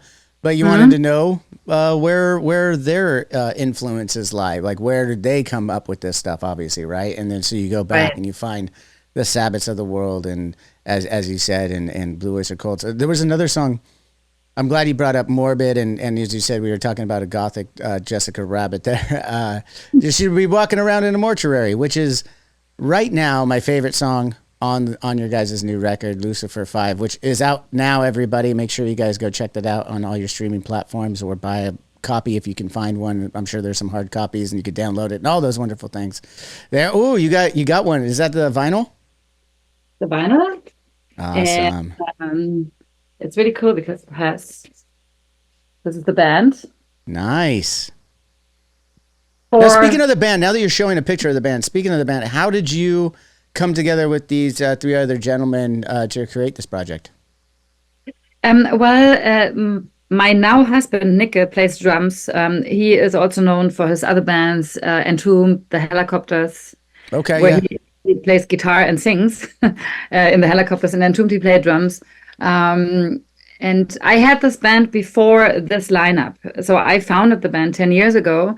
And first it was consisting of members of Cathedral, Lady Tron. It was like very mixed people from London, from Berlin, because I'm originally from Berlin.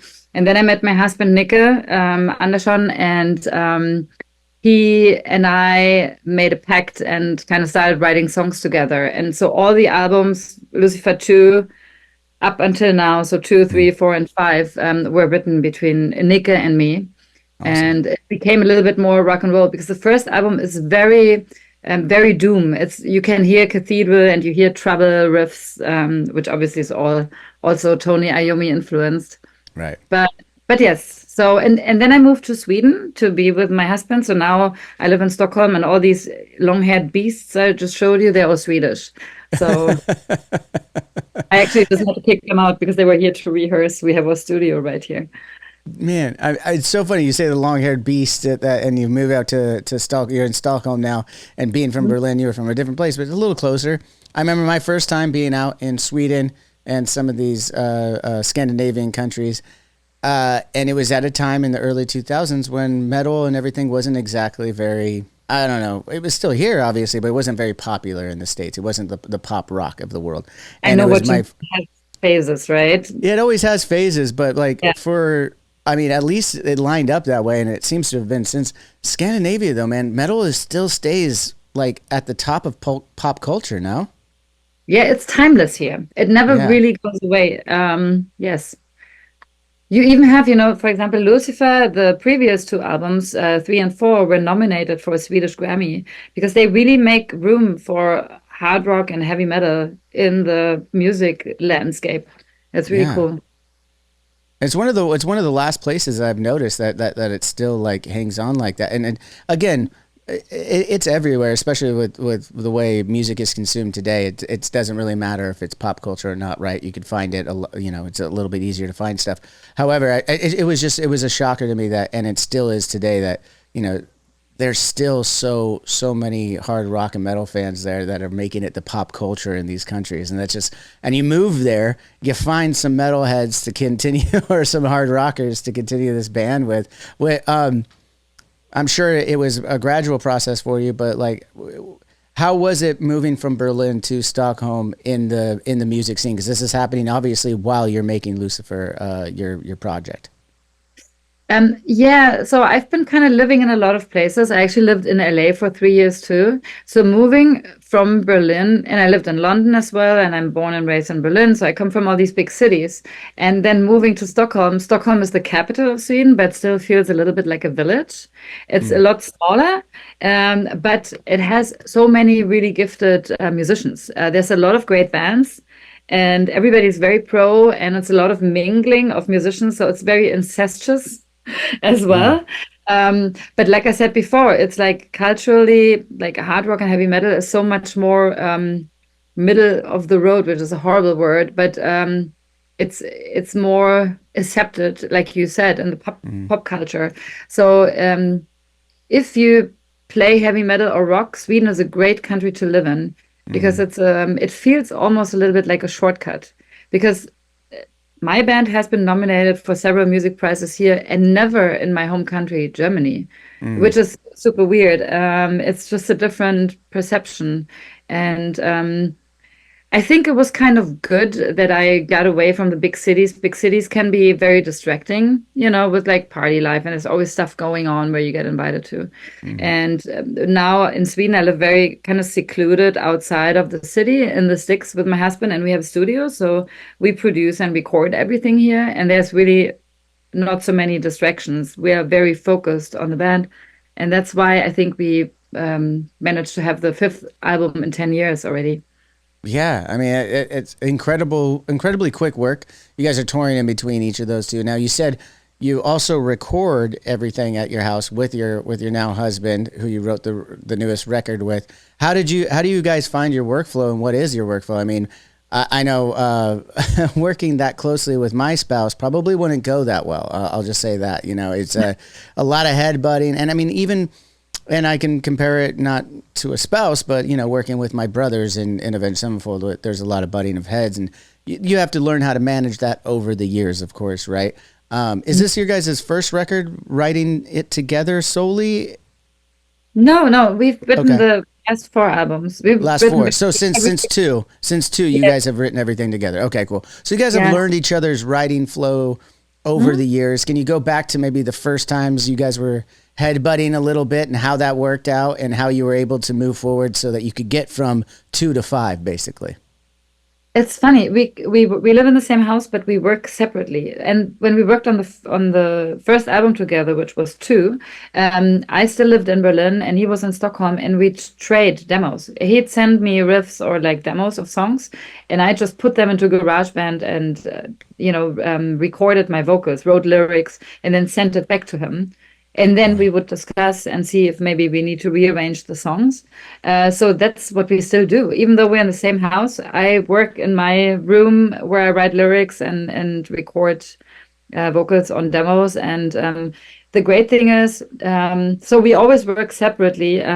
We're not really headbutting. We always consider the music the greater good, which means if he has input and he thinks I should simplify and just sing the same fucking verse over and over, the same melody, because I like to overcomplicate things and make it more intricate and different each time. And he's like, scrap that, just do exactly like you did the first one. And I'm like, oh, but I put so much effort in. It's like, he taught me how to let go of stuff. And I accept that because he has a really great kind of catchy pop sensibility that, of course, is helpful, right? And then, when we record the album in the studio, I track my own vocals by myself, which is awesome. I have nobody breathing down my neck, I can record myself and I can edit myself. Sometimes I let him edit me, but I'm a real control freak. When he's editing, are you in the room when you let him edit? No. Okay, good. No, I was going to say, because I know what you're talking about there, like, it's very nerve-wracking to get in the vocal booth. A lot of people might not know that. I don't even have to go in the vocal booth, but I watch my brother Matt do it all the time when we're recording. Yeah. And everyone else is in the sound the sound booth area where the the monitor, not the monitor, the soundboard is. We're in the soundboard room. Right. And he's off by himself in this dark corner, singing, and we're all just critiquing the whole time because at that point we're all done. Horrible. It's got to be the most nerve-wracking thing ever. I think that would drive me nuts. Nobody can tell me what to do. Exactly. Yeah. So I think that's smart that you do it all yourself and you have the confidence. Obviously, you over the years you know what you're doing. You know your way around the editing process there too. And then it's good. Obviously, it's always good to have someone, at least one other person to throw stuff off of.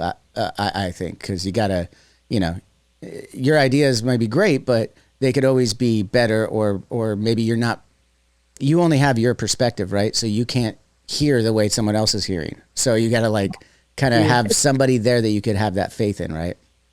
Yeah, it's definitely good to have somebody to bounce off with. Sometimes, he has a better idea, or, because we're bouncing ideas, something completely different happens, which is better in the end. Right. Yeah, it's good to have somebody.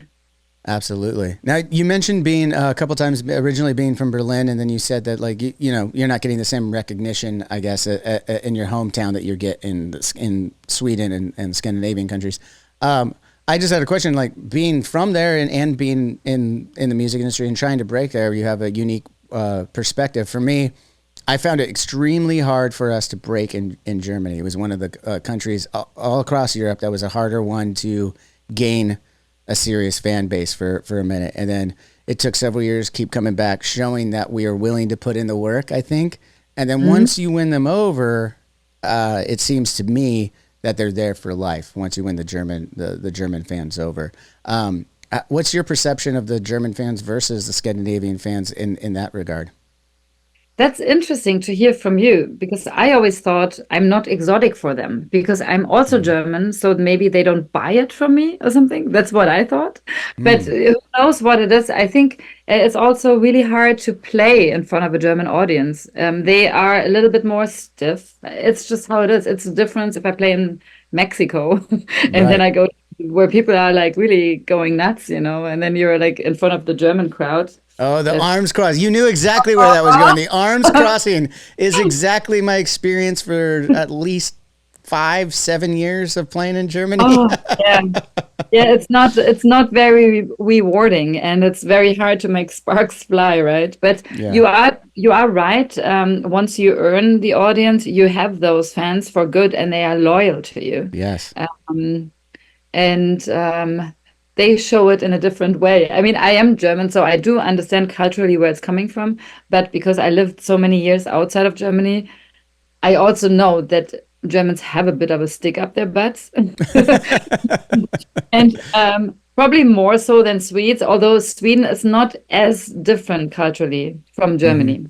It's pretty close, Okay.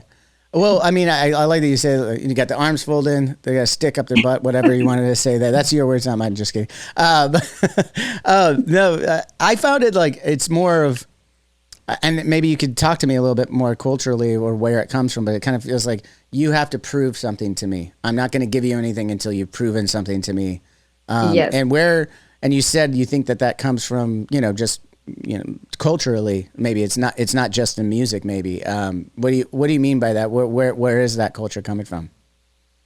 I think it has to do with history, the Second World War. So everything was very serious, for obvious reasons, while maybe in a country like America, that was further away from you, that type of war, so I think. And that's, all of our grandparents have been through war. So we all have that very immediate and not so far in the past. I think that somehow crept into pop culture in general. People are not so easygoing because for a while there was no room for being easygoing and rock, enjoying rock and roll music and all that. There was no headspace for that. So all that kind of, it took decades for Germany to recover. And I think that kind of earnesty, what's the word? That just remained with people, which has a good side and a bad side to it. I think Germans, they love to complain about things, and they like backhanded compliments. I really like your new record, but, and then it comes. Oh, you're talking about the German press. The German press is my favorite, by the way. Oh my God. It drove me nuts. And I think it was Also, the first few times I'm over there, I'm in my early 20s, so I don't get it. You know what I mean? It just came off as rude to me. Now I look back and I'm all, this is genius. I think they're brilliant. It's like, because it's just what you said, and we make jokes about it. It's like, you know, your new record, really good. Last one, not so good. Why? And it's like, it's like literally a question to like the first question in an interview. It's like, why is my last record not so good? I don't know what to tell you there.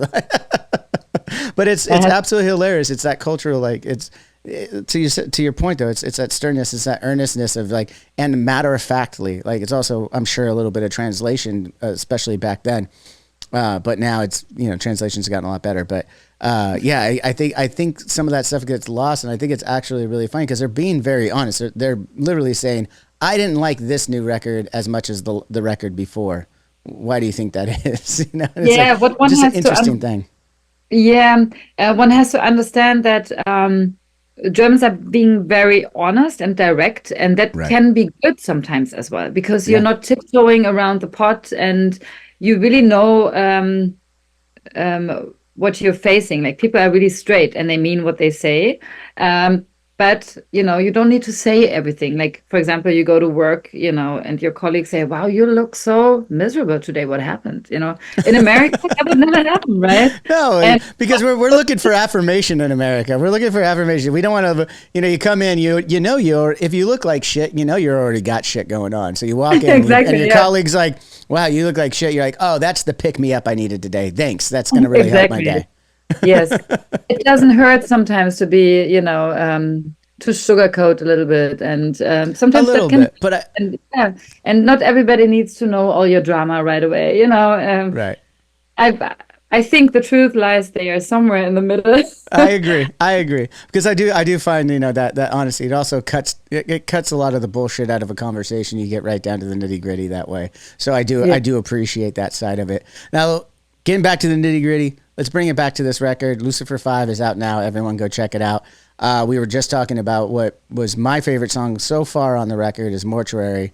The reason being is like it comes in with this, like, you know, heavier, darker riff that I would, you know, you kind of come to expect. And then immediately you switch out of that into the verses and the chorus, and it doesn't come back to that to the end. But the vibes I'm getting from that song kind of remind me of like a Thin Lizzy meets Boston somehow in there. You have the dueling guitars going on, a little different in the rhythm of the verses, kind of a little bit more dancey. What did this song mean to you when you guys were creating it? Because it was definitely one that stood out to me on this new record. It's funny you say that, because it is actually my all-time favorite Lucifer song, and it wasn't even supposed to be on the album. If it would have been up to my husband. When we made the demo, I said, this is going to be a single. This is the best song on this album. Trust me. No, it's too weird. We can't put it on the album. So then it was a little bit of discussing there. Mm-hmm. And we had to rearrange it a little bit. But we made it a single. There's a video to it. And I really love it because it has all the different ingredients that kind of make up Lucifer. You have the doom, the very heavy and dark stuff, and then you have the kind of upbeat 70s heavy rock in major, that like it's you have the hopefulness that then gets crushed again by some eerie weird interlude, you know. So it has all these like different parts. I think it's very interesting because it kind of spins a story, and it has everything that I love, you know, cemetery stuff and mortuaries. So I think you just nailed it. That's exactly why it spoke out to me too, is right away. Just, it was different. And I love the story of you wanting it to be a single. Like that just reminds me of so many times, you know, in a band when you have those discussions on what should be, you know, what the song's intent is on the record rather. And I noticed that you guys did a Halloween edition for this one too, right? That's only because the song on the album is too long to be a single.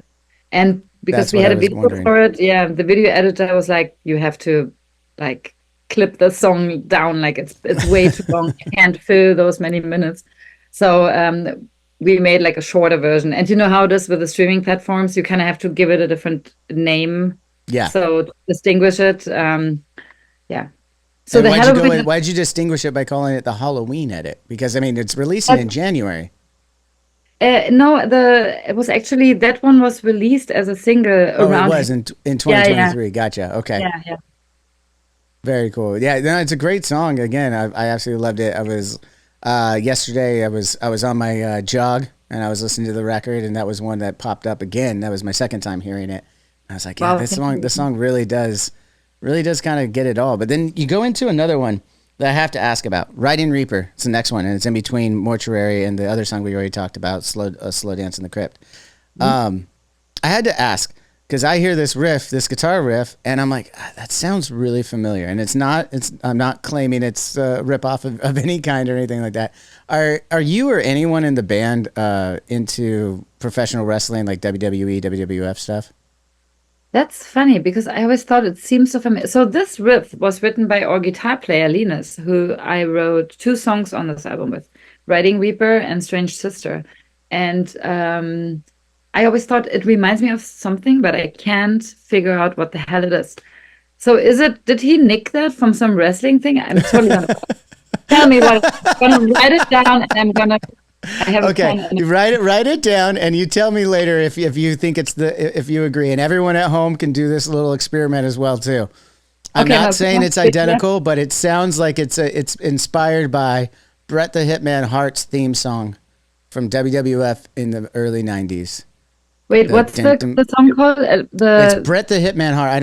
I don't know what he calls it, but it's his theme song, his entrance walk. And it has just a tinge of that lead guitar part in it. It just reminds me of it. I'm gonna report back to you about that one. I'm dying to know. I'm dying to know if that, or and it happens too. Like that could have been nowhere near where he was thinking or has ever heard before in his life. That does happen. I mean, early on in our career, Zach and Brian used to get calls for ripping off duels from Iron Maiden when they were doing guitar stuff. And the funny thing is, in the band, it was just me, Matt, and Jimmy that listened to Iron Maiden. Those two didn't even listen to Iron Maiden. So it was really funny. So it's possible that happened, but I just had to ask if there was something there because I was listening to it, and on the third listen is when I was like, that's what it is. It reminds me of Bret the Hitman Hart's entrance music.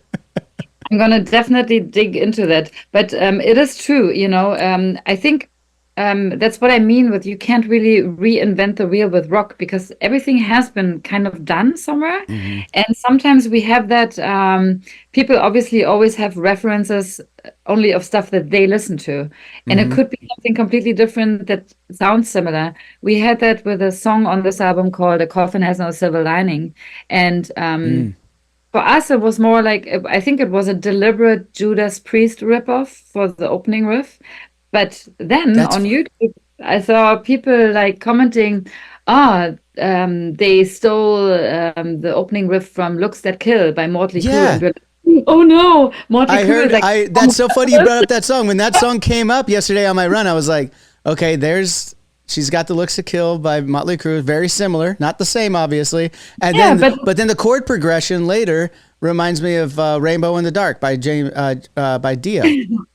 But that that's the thing. There's so many similar things. And sometimes we intentionally pay homage, like the first Lucifer single ever called Anubis was absolutely Snowblind by Black Sabbath. Absolutely done on purpose, to pay homage my grandparents. Yeah. But sometimes it just happens because you subconsciously soak up all that stuff and then, you sit down, you play a riff, or for me with a vocal melody, and then it's like, fuck, what is that? And then sometimes it takes a year until the song is already out, and it's like, oh shit, it's that song. Oh, I hope nobody. Well, yeah, I mean, I think earlier on when you're writing, especially when you're younger and you are dealing with confidence in your writing, for lack of better terms, like being confident in your writing, and you really worry about those things earlier on, like, you just scrap riffs because you're like, someone says it sounds like that. You're like, damn it. Okay, cool. So you scrap it and move on. But as you start to go at it, you're like, that's just part of it. To your point, there's 12 notes in that we're working with. The numerous octaves, 12 notes. You have your sense in between that you can mess with. But for the most part, there's only so many combinations. Where you can differ though is in your presentation, your nuances, how you put those together, how you arrange a song. All of those become the nuanced ideas of what you can do from, because you're right, electric guitar, all these things. Really, the greats kind of already did it in the 60s and 70s in a lot of respects. And it's great to go back and learn from what they did, because they had more of a blank canvas. Let's be real. There was more of a blank canvas for them, which is it's just a great thing. They created something out of nothing, and hopefully we have another jump, another renaissance in music at some point that continues to do that. I don't know if it'll be the same big jumps. We'll never know. I think it'll be more gradual, and I think it is gradual, because we are looking artists like yourself, artists like us. You look to the bands that inspire you and try to emulate, or maybe not even emulate, maybe just take from their ideas and make them your own. Exactly, but that's what everybody. I mean, that's even what Black Sabbath have done. Everybody lives off their influences as a musician. That's so normal. But I think if something is great, you write something and it's great. Fuck it, run with it. You know, if people will notice if it's sincere. That's the biggest thing. Yeah. If you're sincere with it, that's the a great audience point. will know if you go through the motions or whatever, or if you purposely try to write I don't know, a hit for the sake of selling records instead of feeling the text you're singing and the riffs you're playing. Yeah, and that'll resonate so much more. I mean, you could get a flash in the pan, obviously, from songs that are just chasing a single or chasing a monetary or fame or whatever the gain may be in that sense, rather than the true artistry or just who you are and putting out what you are. It resonates a lot more with the fan, obviously, and everyone knows that now. I mean, it's been proven over and over again, and I think that's a very great point. You mentioned bringing up the audiences and feeling your authenticity, rather, or for lack of a better word. How do you guys approach that on the live setting? Obviously, you got this new record that just came out this weekend. I imagine you got some tours slated, some big, maybe some festival looks. What's the rest of the year now that this record's out going to look like for Lucifer? Yeah, so we just came back from a US tour in November, and now we're facing Europe. So next week we're going to go out and do a month in Europe, and we're going to have another leg later in the year in Europe. Because of the pandemic, we didn't really tour with the previous 2 albums either. So we basically have to support 3 albums. And we're going back to Japan and Latin America. And I hope the US is doable soon again too, or visas just ran out. You know how that is for European bands. It's a little bit tricky to obtain visas. And also because of the pandemic, touring has become a lot more expensive, so it's a little bit harder to do, but we're trying to tour as much as possible, because now we've put out so many albums, and now we need to go and see those people who actually listen to the albums and look in their faces. Absolutely. And that's kind of like isn't that one of the greatest payoffs, though, honestly, after you've toiled for years, months, whatever it may be, on songs and creating this art, and it's just one piece of it, right? Then you got the artwork that coincides with it. Then you got the shows, the photo shoots, the albums. All of this is so much more that creates the spectacle that is around a new record. As far as that goes, what kind of imagery do you guys try to portray in your live show? If I was going to go to check you guys out after listening to Lucifer 5, which is out now, what would I be expecting from a Lucifer show? It's actually pretty simple. There's not so much smoke and mirrors, but that's only because at our level, we can't, play arenas with a lot of stage props or something, unfortunately. But not yet. Exactly. So, but so right now, we're just like, I have my long-haired beasts, there's a lot of action on stage. Nobody's standing around. We are all completely sweaty after the show. So we always, give it our all, be it play. I mean, we've done an arena tour actually supporting Ghost last May here in Europe. Nice. but we also play smaller venues, then it's festivals. So we kind of are right now at that level where you play everything. And we play the same show, be it, in front of 7,000 people and in front of, I don't know, 300 or 400 people. So it's just an energetic set. And people have said to me, it's a totally different beast. The albums are kind of tame compared to what's going on live. So okay, a lot of crowd interaction. Well, maybe less in Germany than in Mexico. As we already talked about, I love it. Exactly. I love it. Well, that's awesome. I'm glad, and I'm glad to watch you guys grow. Now that I'm a new fan, but I am a fan. Really appreciate what the music and artistry that you guys are putting out. I have to ask about that Ghost tour though, real quick. How did you said in Europe with a band Ghost, who I'm sure you guys get often compared to, very similar vibe, very similar style. How did the Ghost fans find you guys in Europe? How was that opening up for them? Yeah, I think our fans are overlapping. I think a lot of people that listen to Ghost know Lucifer and like Lucifer, but of course, since Ghost is so huge now, there was a lot more people to get to surrender to Lucifer. No, but it fits very well. We had a lot of fun. I know Tobias actually for a long time because I used to be like a small club promoter. I used to run a heavy metal club night called Kill 'Em All Club in Berlin for 9 years. And I put on bands, and I put on Ghost before the first album came out. So they were playing in front of like 80 people or something. Wow. So we go way back. I've seen him grow with Ghost bigger and bigger, and it's really cool to see. I'm very happy for him. So it was very nice of him to take us with him.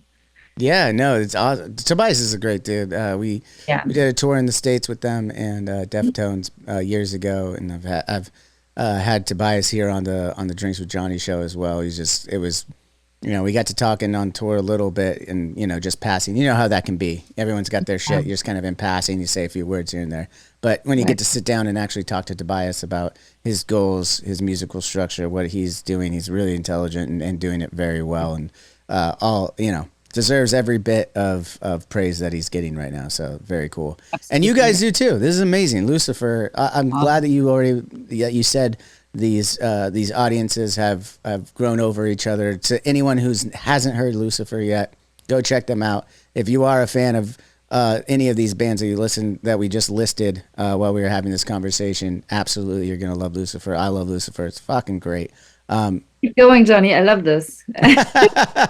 No, I'm such a fan. It's so nice to hear new music that I'm excited about, and this record is no exception to that rule. Absolutely love having you on the show, getting to know you. Hopefully, our paths will cross maybe in some European festivals coming up at some point or whatever, and we can stay in touch. We will stay in touch. I'm going to send my information to Austin because I do want to find out if that riff was influenced by Bret Hart in any way. Absolutely. I will get back to you on that. I appreciate it. Text into the Lucifer group. I want to know from anyone at home if they heard that too. Go listen to that song. Was it Riding with the Reaper? Is that what it is? Riding Reaper, yes. No, Riding I'm totally Reaper on YouTube right now. Yeah, everyone go listen to Riding Reaper and see if you agree with me that it is somewhat similar to that. Again, while you're at it, go check out Lucifer on all social media, all streaming platforms, YouTube, Spotify Music. You know where to go. I mean, at this point, why do I even say it? But you know where to go. Go find Lucifer, find the tour dates, find the album. It's out now. It's fantastic. Johanna, thank you so much for being on the show. It's been a pleasure getting to know you a little bit here. I'm going to play on the podcast side a song from each band here today. So from Lucifer, you could pick from any of your catalog. I imagine you might want to pick from Lucifer 5, but what song should I play for those who may not have heard of me before? At the Mortuary. I love it. That's the one I would have gone with too. I'm so glad. So here it is At the Mortuary with Lucifer. Thanks again to Johanna for being on the show. Everyone go follow it. Thank you so much. And till next time, as always, Cheers. Thank you. Cheers.